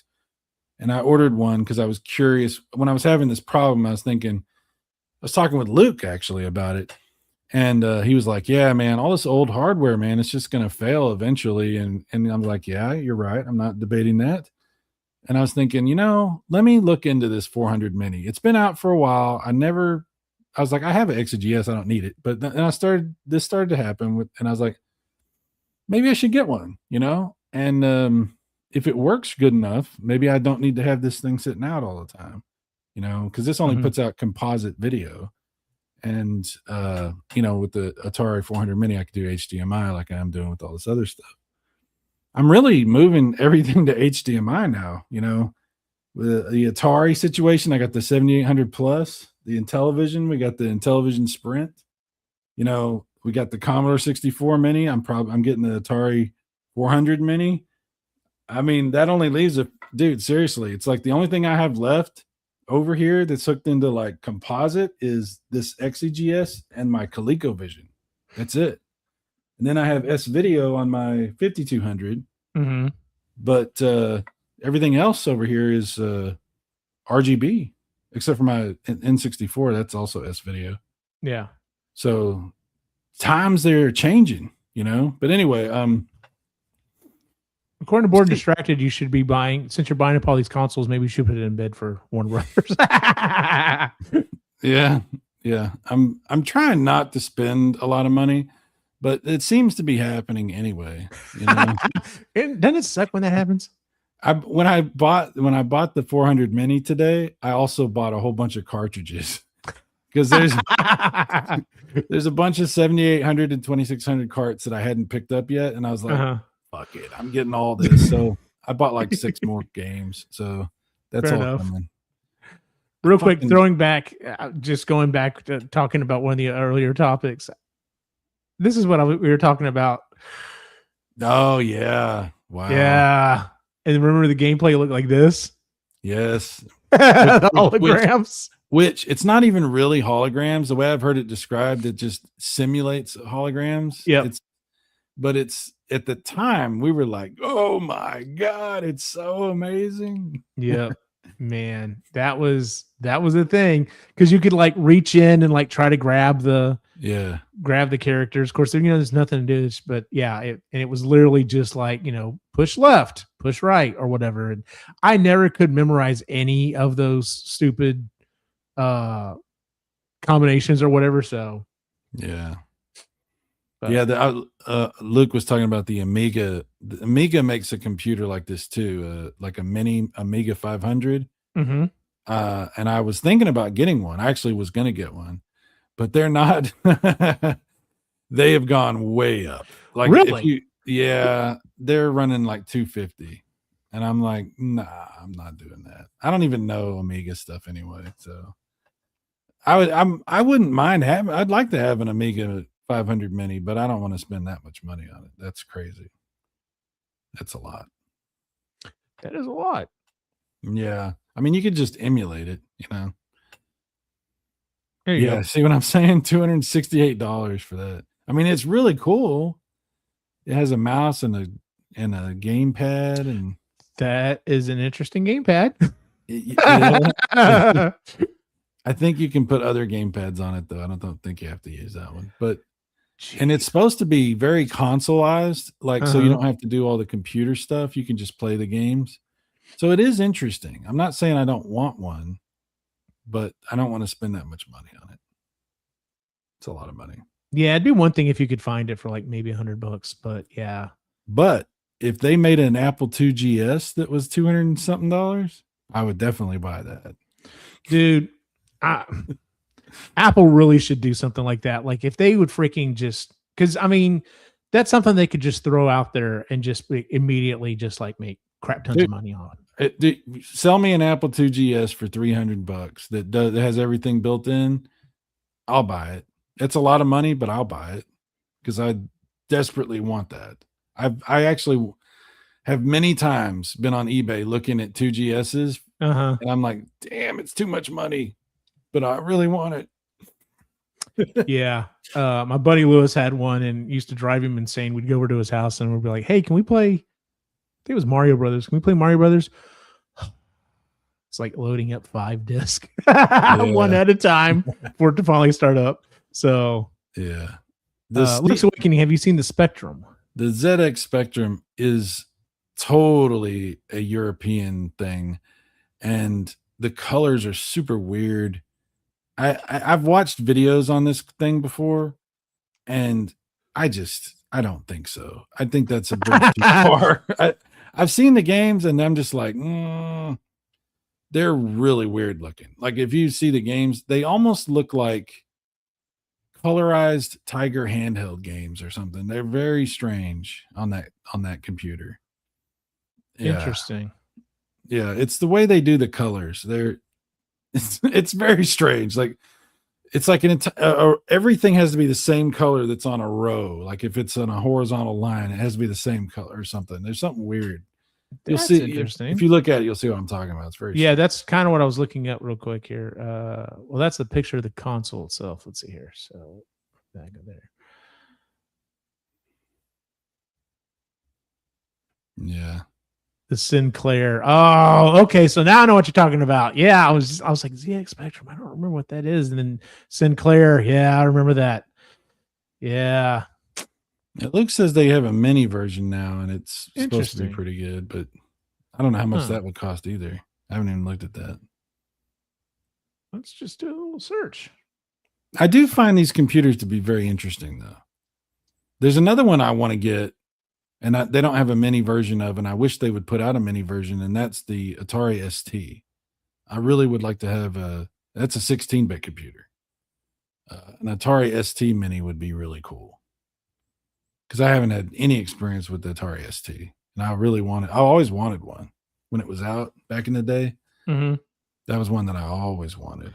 Yeah, I'm looking at places to buy it, and you're not going to get one unless you have to pay out the damn what do they call tariffs? Probably the tariffs would kill you on that. Yeah, that's the problem with the Evercade stuff now. Is a lot of it comes from England, and you're going to get hosed on that. So. Wow. Yeah. But I got a good price on the C64 Mini. I'm very happy. You did. Yeah. It's worked out pretty good. I mean, I'm not going to lie. It would be cool to have the big one with the keyboard. That would be cool. Oh, yeah. But that's way more. It's way more expensive. And I actually don't even need to have that experience. I'm fine. I'm just trying to play the games with a controller. So. There was one more thing we were going to talk about this evening. That's what it was.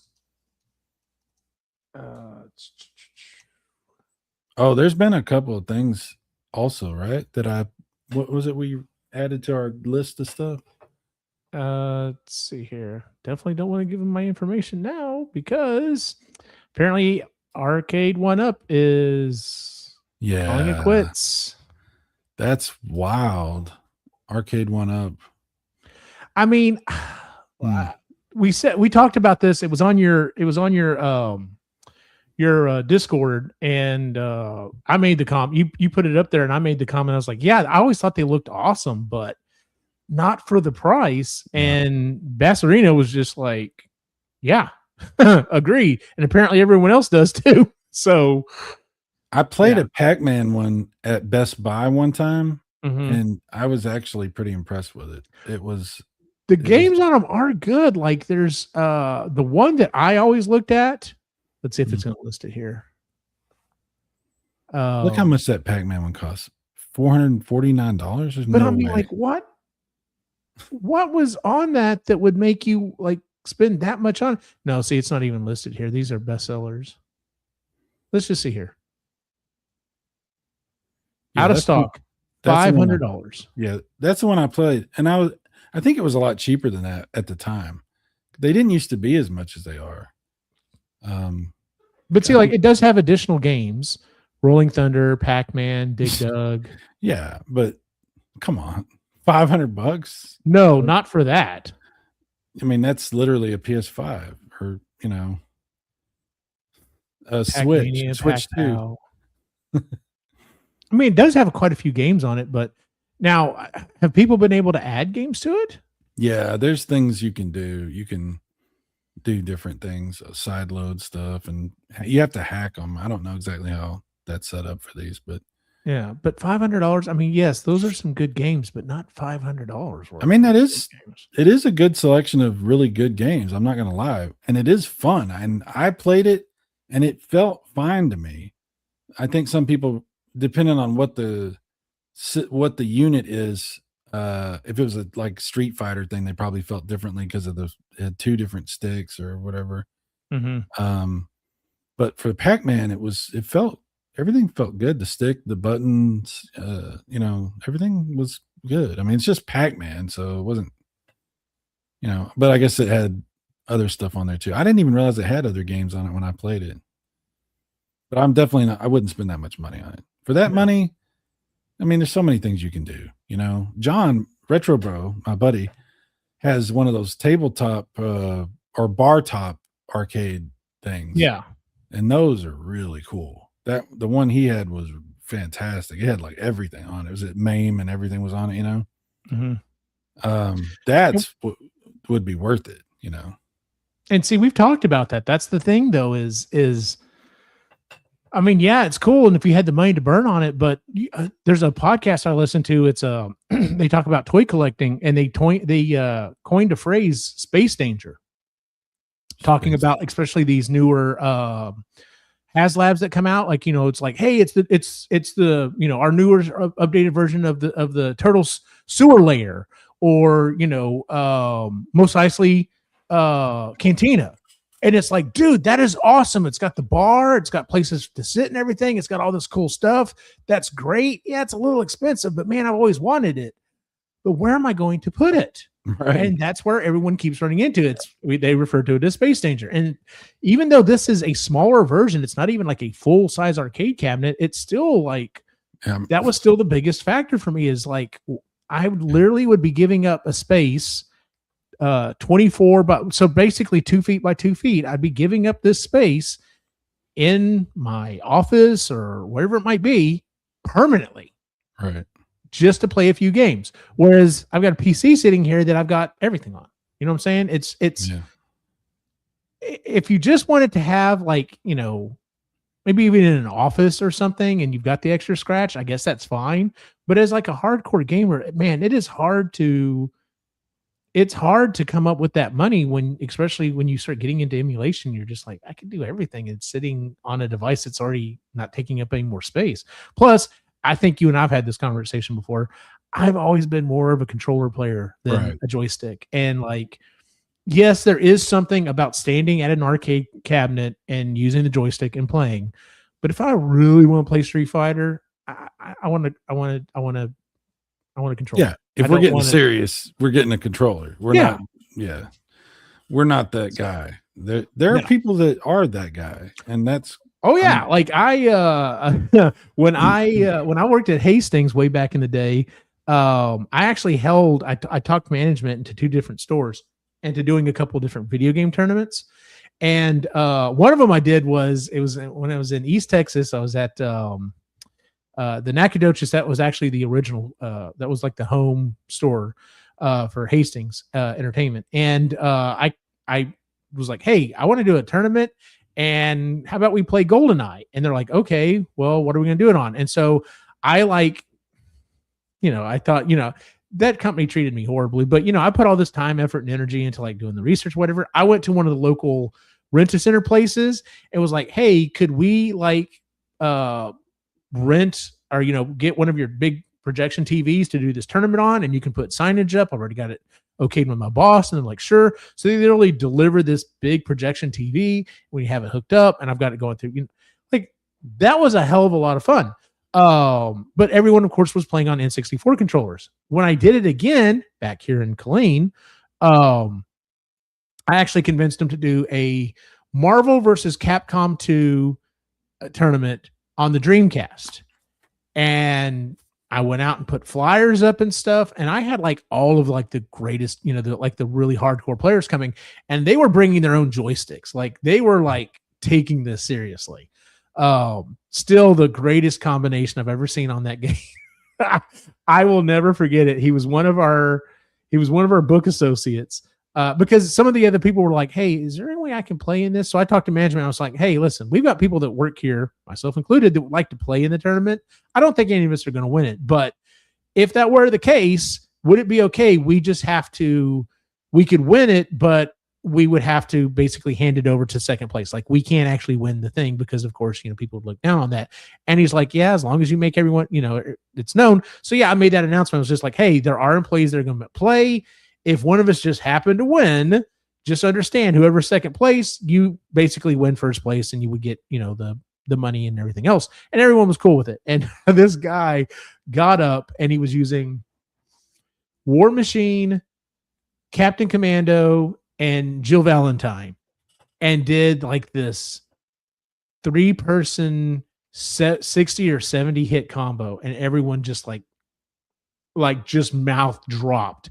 And as soon as he won that match, like everyone comes to me, they're like, who's he fighting next? Who's he fighting? Because they're all afraid he's the next person that they're going to be fighting or whatever. He ended up not winning, but yeah, like that was crazy. The other thing I remember from that was at the end of the day, I wasn't thinking, and I just hit power off on the Dreamcast. And someone else pointed out, they're like, man, with all those games that we're playing and all those high scores, I bet you racked up enough points to like unlock everyone, all the other. I mean, I had unlocked all the characters, but unlocked all the skins and everything else. And I was just like,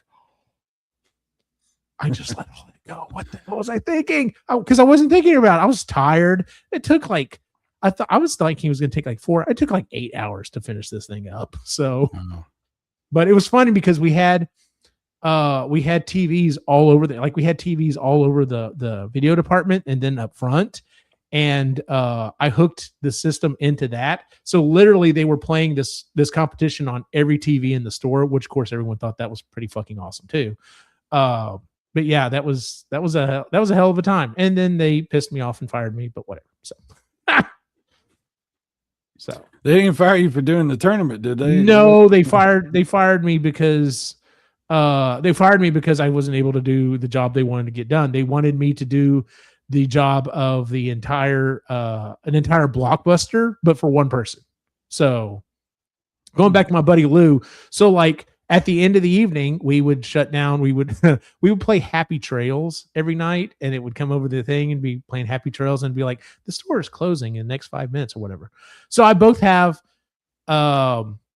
happy thoughts about Happy Trails, and also it's like because it throws me back into that time period. But anyway, we were playing that. But anyway, yeah, I was the head of the video department, and I had I think 2 associates under me. And only one of us ever worked a night. Like when it was a shift, like you worked that shift. And at the end of the night, you had to help put all of the rental videos back, all of the rental games back, and get everything nice and sorted so that everything looked like, the store should look for the next day. At a Blockbuster, there's 4 or 5 employees that work until the end of the day. My buddy Lewis used to work there. He knows. And so, like, of course, whenever they close down, there's like the manager and someone else counting the till, and there's at least 3 or 4 people wearing around getting everything nice and straight and set up and everything. And then whenever that person's done, they come help, and then they're done within 15, 20 minutes. It took me an hour every night to try to get it even remotely in good condition.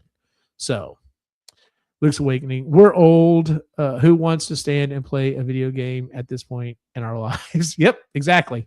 I mean, it's fun going to a barcade or whatever. That's fun to go hang out for a couple hours, but yeah, that's just like, oh, hey, I remember this arcade game. Especially, if it's like, you paid $5 to be able to unlimited play, that's fine. But I was remember those arcade games where it was like light gun games, but they had like these big ass, like alien style, like guns. Yes. And I was like, man, I bet if I tried to play that now, I would be so tired of holding that gun. I'd just be like, I think we're done. Like, I mean, it's fun, but after a few minutes, like, I'm ready to go. Yeah. It's so there's I've gone to a couple of arcades. Actually, it's arcade, bowling alley, laser tag. It's one of those like all inclusive things. And it's newer games they have there, but like they have like one of those newer alien games, but it is on like on a thing, so you're not holding it, but it's still constantly like crazy, and you're shooting all over the screen and stuff like that, and you're just like, okay, I'm a little tired now.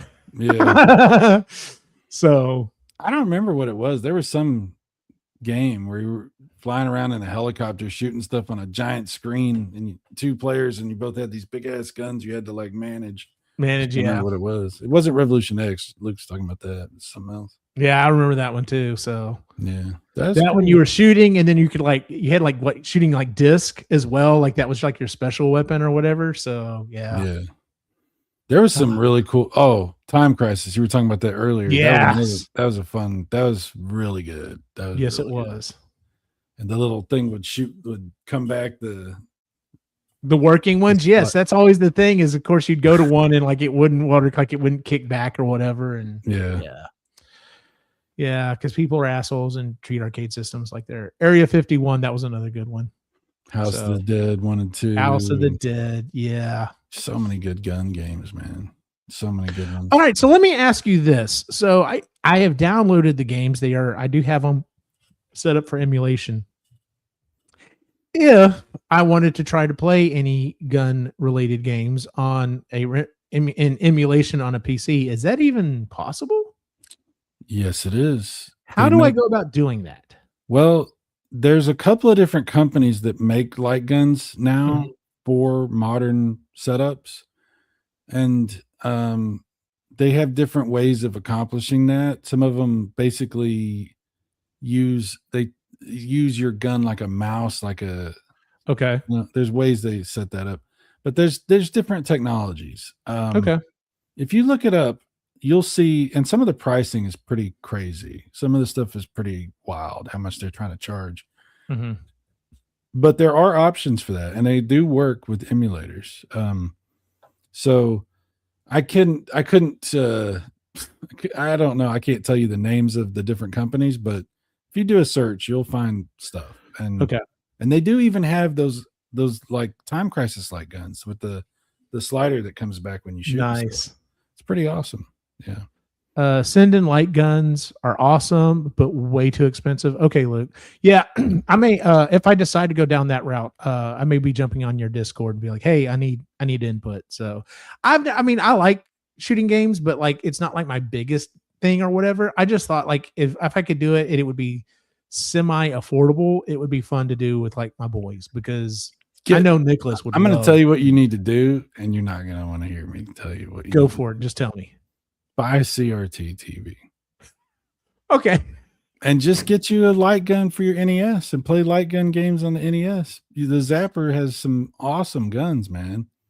I mean, the Zapper has some awesome games is what I'm trying to say. I don't know what I just said, but like I bought a whole bunch of the light gun cartridges for my NES. And there's some really good ones. The Master System light gun is also really good. I know you're not going to do that, but the Saturn has really good light guns. The PlayStation, the original PlayStation.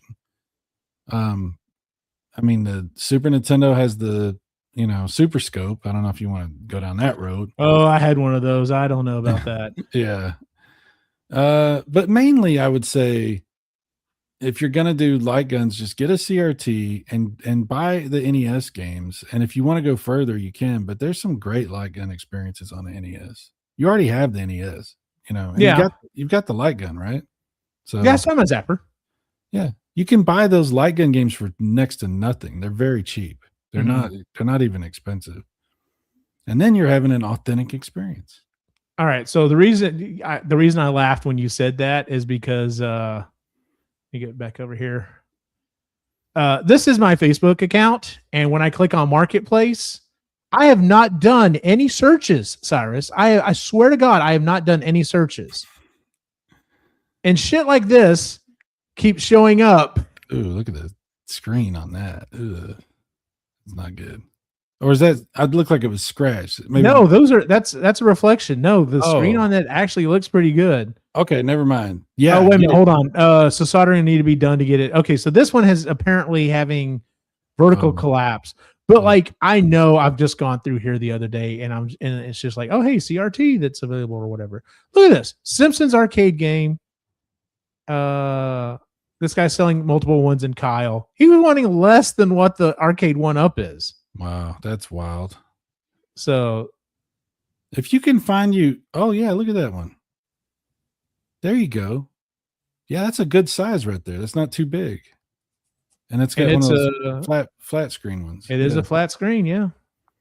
Get you a CRT. I know it sounds like a step in the weird backwards direction, but that's the point. Like, get you one that's the screen's not screwed up and the colors are good. And just hook your NES up to it. Hell, if I really got interested in it though, dude, like I'm sure I could probably just wander around to a bunch of the pawn shops around here and be like, hey, do y'all have any of the old style ones that would probably be like, yes, take it. Just get it the hell out of here. No, seriously. And I'll tell you this, light guns on a CRT, the new light guns that work on modern stuff, they don't work the same. It's not going to be the same experience. the best experience is with a CRT. That's the best light gun experience. So do what you want to do. I'm just saying there's a reason that Luke said like he has his CRT, and there's a reason I have mine, Yeah. Damn, they want $350 for a 27-inch, but it is a Sony Trinitron. Sonys are at a premium. Yeah. I know, because I bought this one and it was. Remember way back in the day when even going back to just the flat panels, like when Sony was they were king of the hill, and then everybody ate their lunch. So yeah.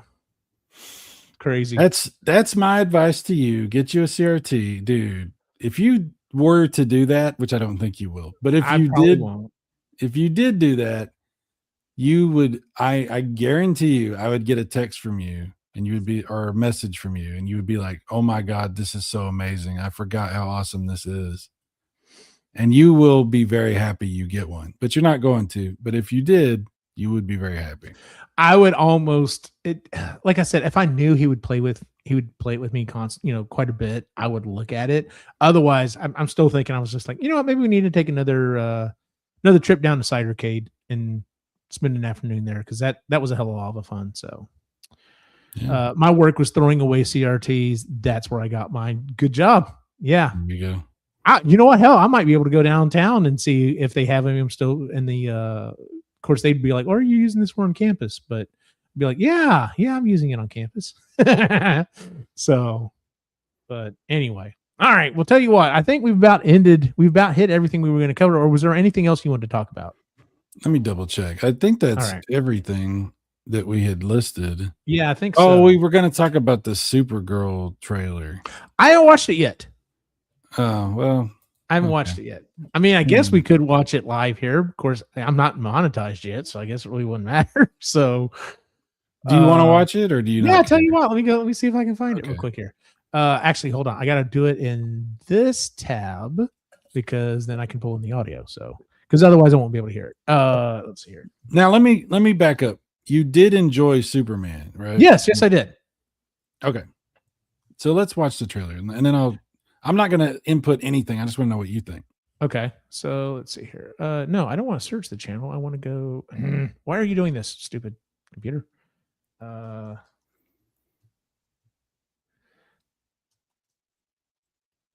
right, let's see here. All right, so YouTube, the old use of tubes, Supergirl.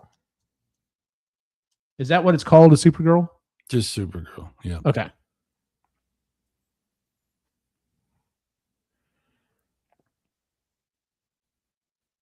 Two minutes. Okay, so pause it here. Pause. Pull up the audio. All right, let's do a little share here. All right. Don't read any comments or anything. Just I know. I don't read comments. What are you talking about? Comments.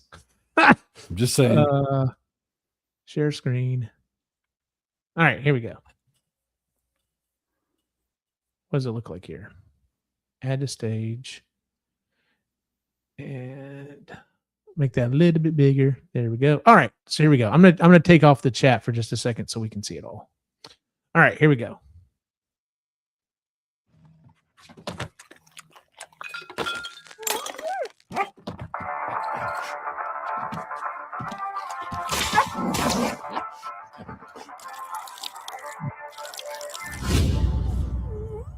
You managed to get most of it on the paper this time.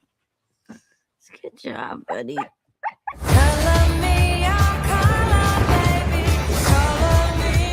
I, Cars Zor-El, hereby declare that 23 will be the best year yet.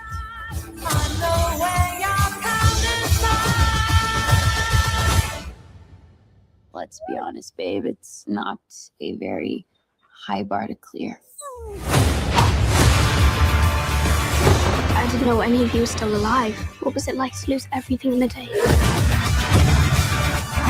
Krypton didn't die in a day. The gods are not that kind.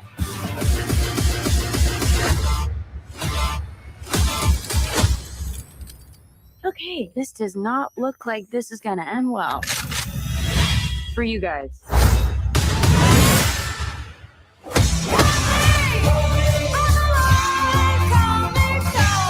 Do others on your planet have powers like you? No, it's a pretty small group of two.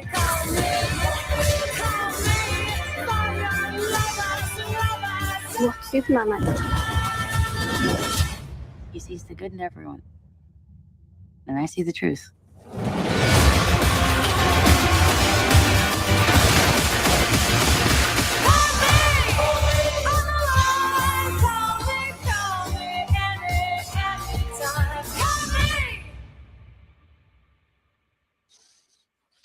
Okay.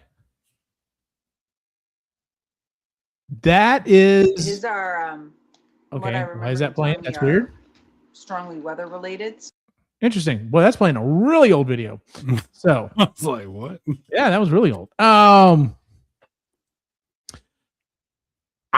excited for it because I had heard it was going to be based off of Supergirl, Woman of Tomorrow, and it's going to be basically her being forced to get her shit together. And I'm like, that sounds like an interesting story to explore. I did like Superman, so I've got high hopes. I like this new James Gunn era of DC. I still haven't watched the newest season of Peacemaker. I've heard it's fun too. I loved the first season. The first season of Peacemaker was funny as shit. And I honestly did not know I was going to like it. And in fact, I'm now kind of a what's his name? That John Cena. I'm a little bit of a John Cena fan because of it, just because I think he's done such a good job as that in that role. I will say though, the dude is definitely, of all the people who made that jump from wrestling to acting, he's probably one of, not just like the best actor, he's probably one of the just like best dudes, just because he very much is like not, oh, I'm this, that, he's like, he doesn't seem to have a big head about it. But anyway, I'm excited about it. What were your thoughts? They're showing currently, just to let everybody know, if you're not watching the Game Awards, a new Star Wars racing game. It's like pod racing, but it's not just pods. It's like all kinds of racing. On what? On all kinds of little speeders and. No, man. Like, I'm sure Xbox, PlayStation. Oh, they haven't said, but I'm sure it's on everything. So yeah. It's not even a real trailer. It's a cinematic trailer. It's not. Oh, well, yeah. No gameplay. So who knows? What was my thoughts about the Supergirl trailer? I mean, I really like the actress. I think she was awesome in the House of the Dragon. She's really good in that. I also really like the old Supergirl movie. I don't know if you ever watched it back in the day. I don't think I have. You never did? Oh, no, man. I don't think I have. It was pretty good back in the day anyway. Peter O'Toole. Yeah. It had that hot chick from Splash, or maybe it's not that same chick. No, I think that was Daryl Hannah. Damn. She was really hot. I just can't remember her name. 80s? Yeah, this was like 86. Supergirl the movie, 1984. Okay. 84. Okay. Yeah, Faye Dunaway was like the villain. I liked that movie. I thought it was pretty cool. Christopher Reeve actually had a cameo that got cut. He's not in that movie, but he was actually shot stuff for that movie, which sucks that we never got. But anyway, what do I think? 2.5 hours long? It's long for back then. It was a pretty dark movie too. Like it was really, huh? Yeah, it's actually pretty interesting. But the new one looks like it was made, by the same people that made the Superman. It has a very similar thing going with the James Gunn type of stuff. Some people, I know Luke was saying it's kind of like Guardians of the Galaxy. It has that same type of energy. I don't know, man. I'll watch it. I'm not a fan of the James Gunn stuff. I'm not. What he's doing with the DC stuff, it's not what I would do. It's taking things in direction that it's going somewhere I can't follow. I'm not saying they're not fun. I mean, I had fun watching Superman, but I've told you before, I think it's a bad movie. I think this is going to be a similar situation where I'm like, okay, it's probably going to be fun. And because I like the actress so much, I'm sure I'm going to enjoy it, but I don't have high expectations to be like, oh, it was such a good movie, I'm going to watch it like 5 times or something. You know, it's not going to become like one of my all-time favorite superhero movies. I will say that, but it could surprise me. Something could be going on with it that I'm not expecting. So I'll give it a chance, but I just don't have very good expectations for it. Helen Slater. Yes. For Supergirl. Faye Dunaway, was- Hart oh. Faulkner, Peter Cook, Mia Farrow, Brenda, Peter O'Toole. Peter O'Toole. He's great in that. Yeah. Yeah, she was in, I just remembered, Ruthless People. Do you remember that movie, Ruthless People, with Danny DeVito? Yeah, she's in that. She's super hot.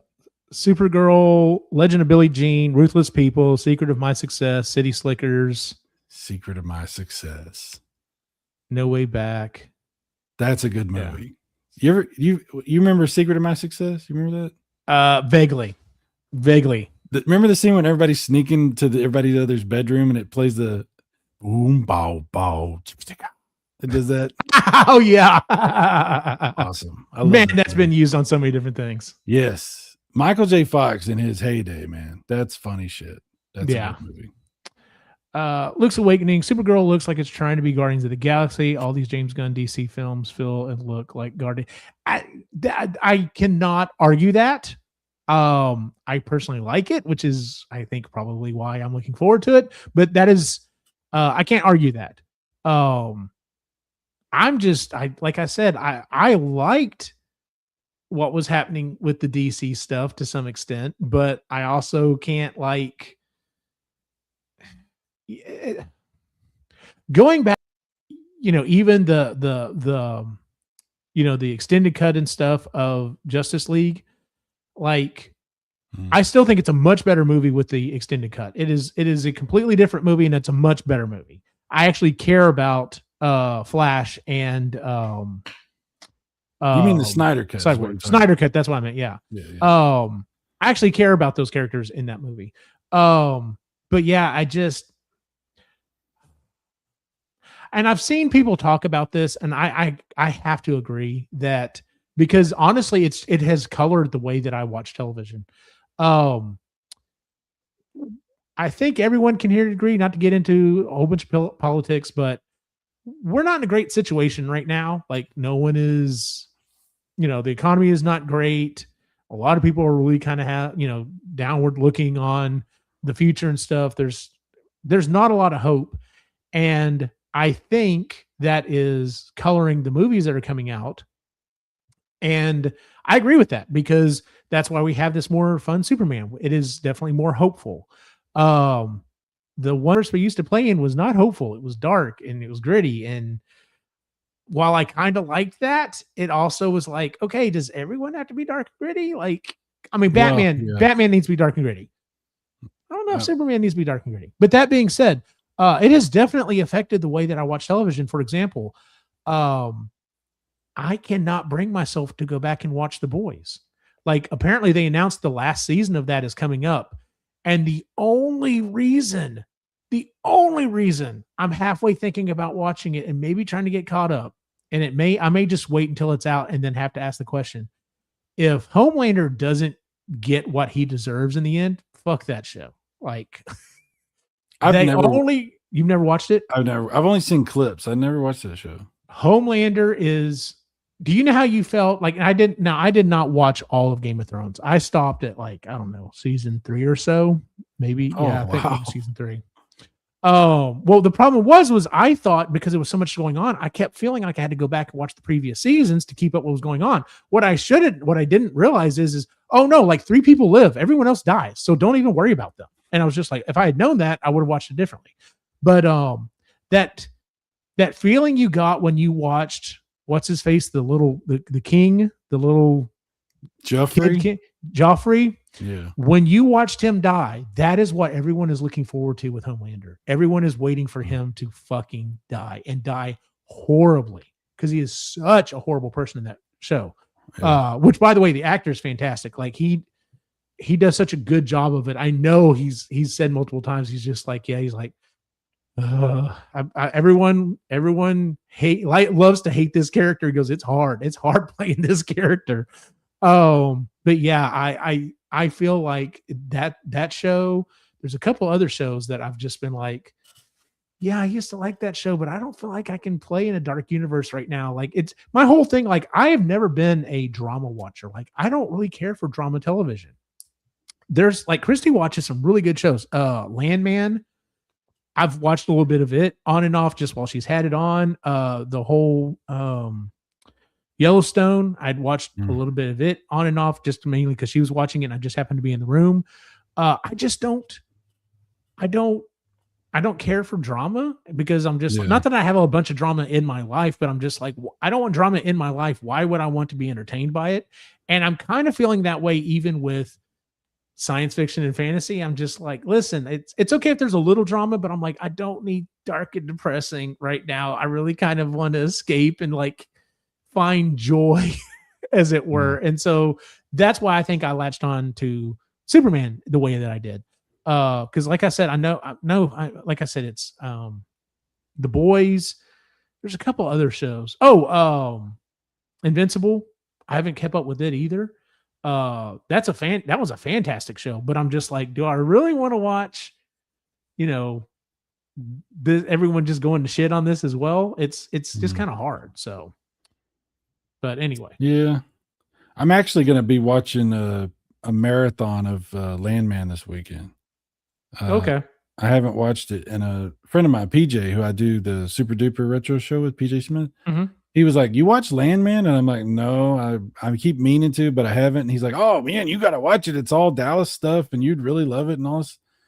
And I was like, okay. And he goes, I'll tell you what, I'm just going to buy you the first season on DVD. I'm like, whoa. I'm like, don't do that. I have Paramount Plus. I'll watch it. So I have been tricked into watching a show this weekend. No, I was going to watch it anyway, but I have to report back. I have homework. So. Fair enough. Yeah.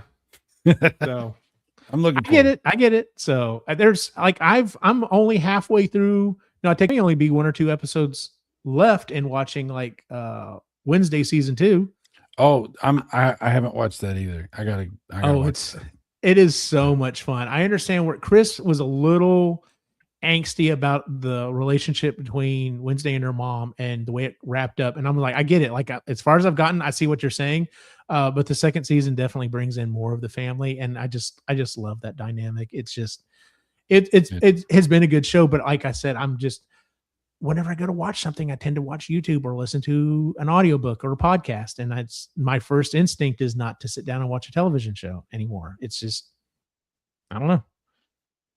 Because there's tons of shows. There's tons of shows I should sit down and watch. Like I think I have a free month of Paramount Plus, and I keep meaning to sit down and watch. Like there's so many Star Trek shows I haven't watched, and Sean is constantly on me. He's like, "Dude, you still haven't seen this or this or this," and I'm just like, "I know." Like good Star Trek shows are like piling up.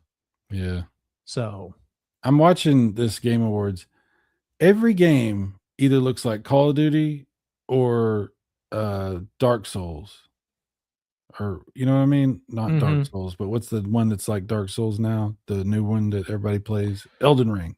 Yeah. Like everything looks like either Elden Ring or Call of Duty. Like everything. So strange. Nope. I don't even know what these games are, and I'm like, I ain't got time for all that. I know, right? I ain't got time for all that. The thing I've been watching here recently was I've been going back and watching old episodes of what's his channel? GameSack. Oh God, yes. Joe, what's his name on GameSack? Yeah. Number one, he's humorous, but like some of the episodes he's going through and he's just like, yeah, new 2D games on consoles. And I'm just like, tell me more. And some of them I've just been like, oh, I may have to look into that. Like one of them I can't remember if it was Luke now or if it was Last Line. That was that they did a remake of what's it called? ActRaiser. Oh, and it actually came out years ago. And what's funny is I was like, well, let's do some reviews. And I can't remember if it was Luke or Last Line. My apologies, man. Was like, yeah, they screwed this game up because they added all this stuff to the world building. And I was like, that's the part that I like. I was like, I'm gonna have to give this a shot.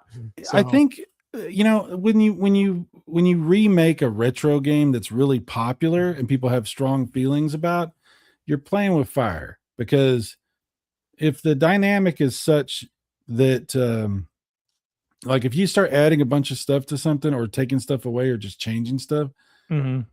I mean, people have a huge amount of nostalgia, and not just nostalgia, but like there's it's a rhythm. Like it's like if you put a Tetris game on, and imagine you're expecting to play Tetris, but instead it asks you riddles or something. You're going to be like, what the fuck kind of Tetris game is this? And that's sort of the same thing with the ActRaiser thing, I think, is it's you played ActRaiser a lot. You love it. You have a certain attachment and a certain knowledge of it, certain expectation of what it's supposed to be. It's like Resident Evil.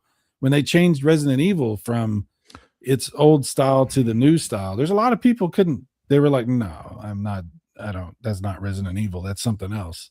But a lot of people were cool with it, So it's going to be different, but there are definitely people that will look at that and be like, nah, that's not my ActRaiser.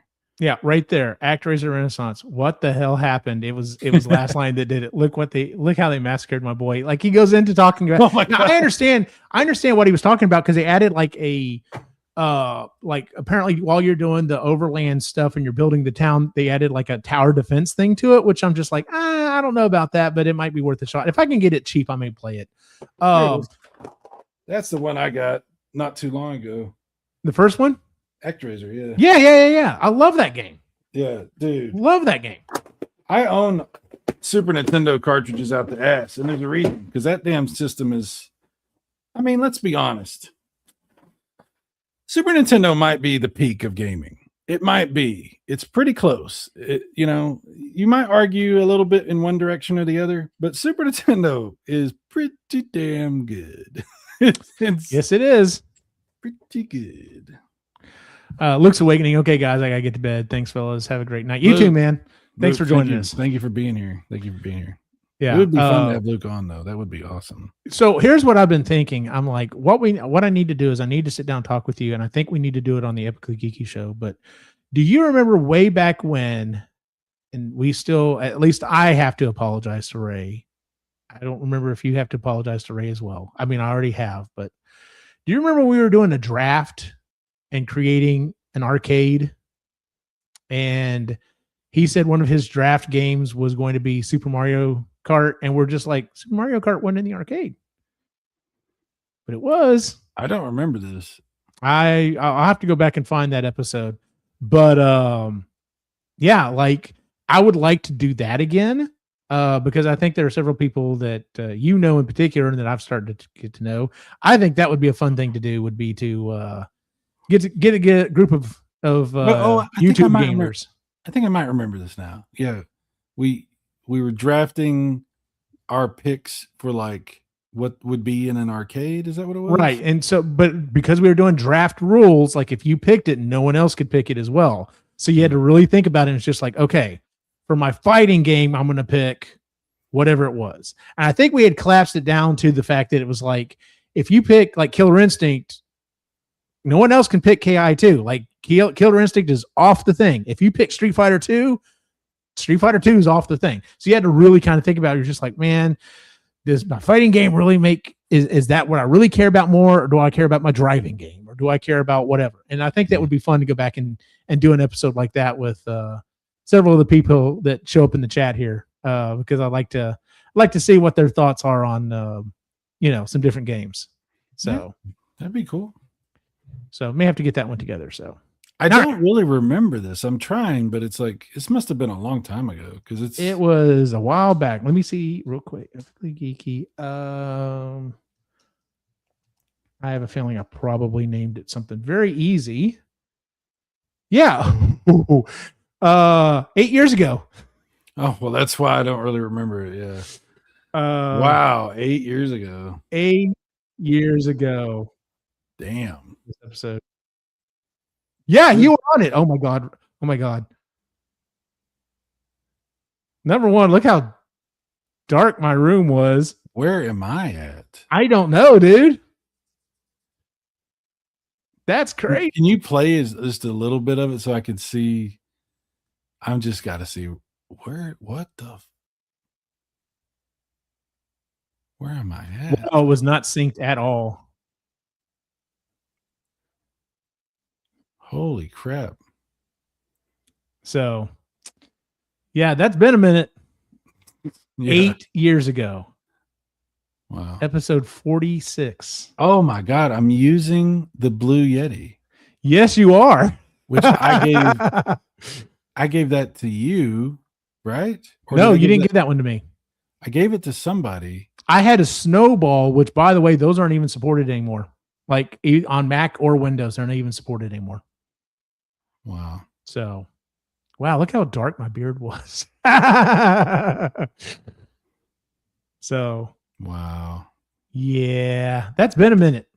That has been a minute. So I think we could definitely do that topic again because it's been a while. It's been a long enough time since we've done that topic. I think it's been long enough. Yeah. Yeah. We So can go back to that one. Good God. what's fun is like when we do like our top tens and stuff, like I could actually pull it up, like actually have some graphics and stuff going on while we're doing it. So 8 years ago. yeah, no joke, Bastarino. So alrighty then. I guess let's go ahead and start wrapping this thing up. Let's go and switch on over to our. They got a new Mega Man. Okay, is it on the X line or is it the OG line? It's Or is like it a whole new one? it's like cell shaded, or maybe just I can't tell if it's cell shaded, but it's like Mega Man Dual Override is the name of it. 2027. Wow, so it's got a couple Wow. years. It's going to be on everything: Switch 2, PS5, Xbox, Steam, everything.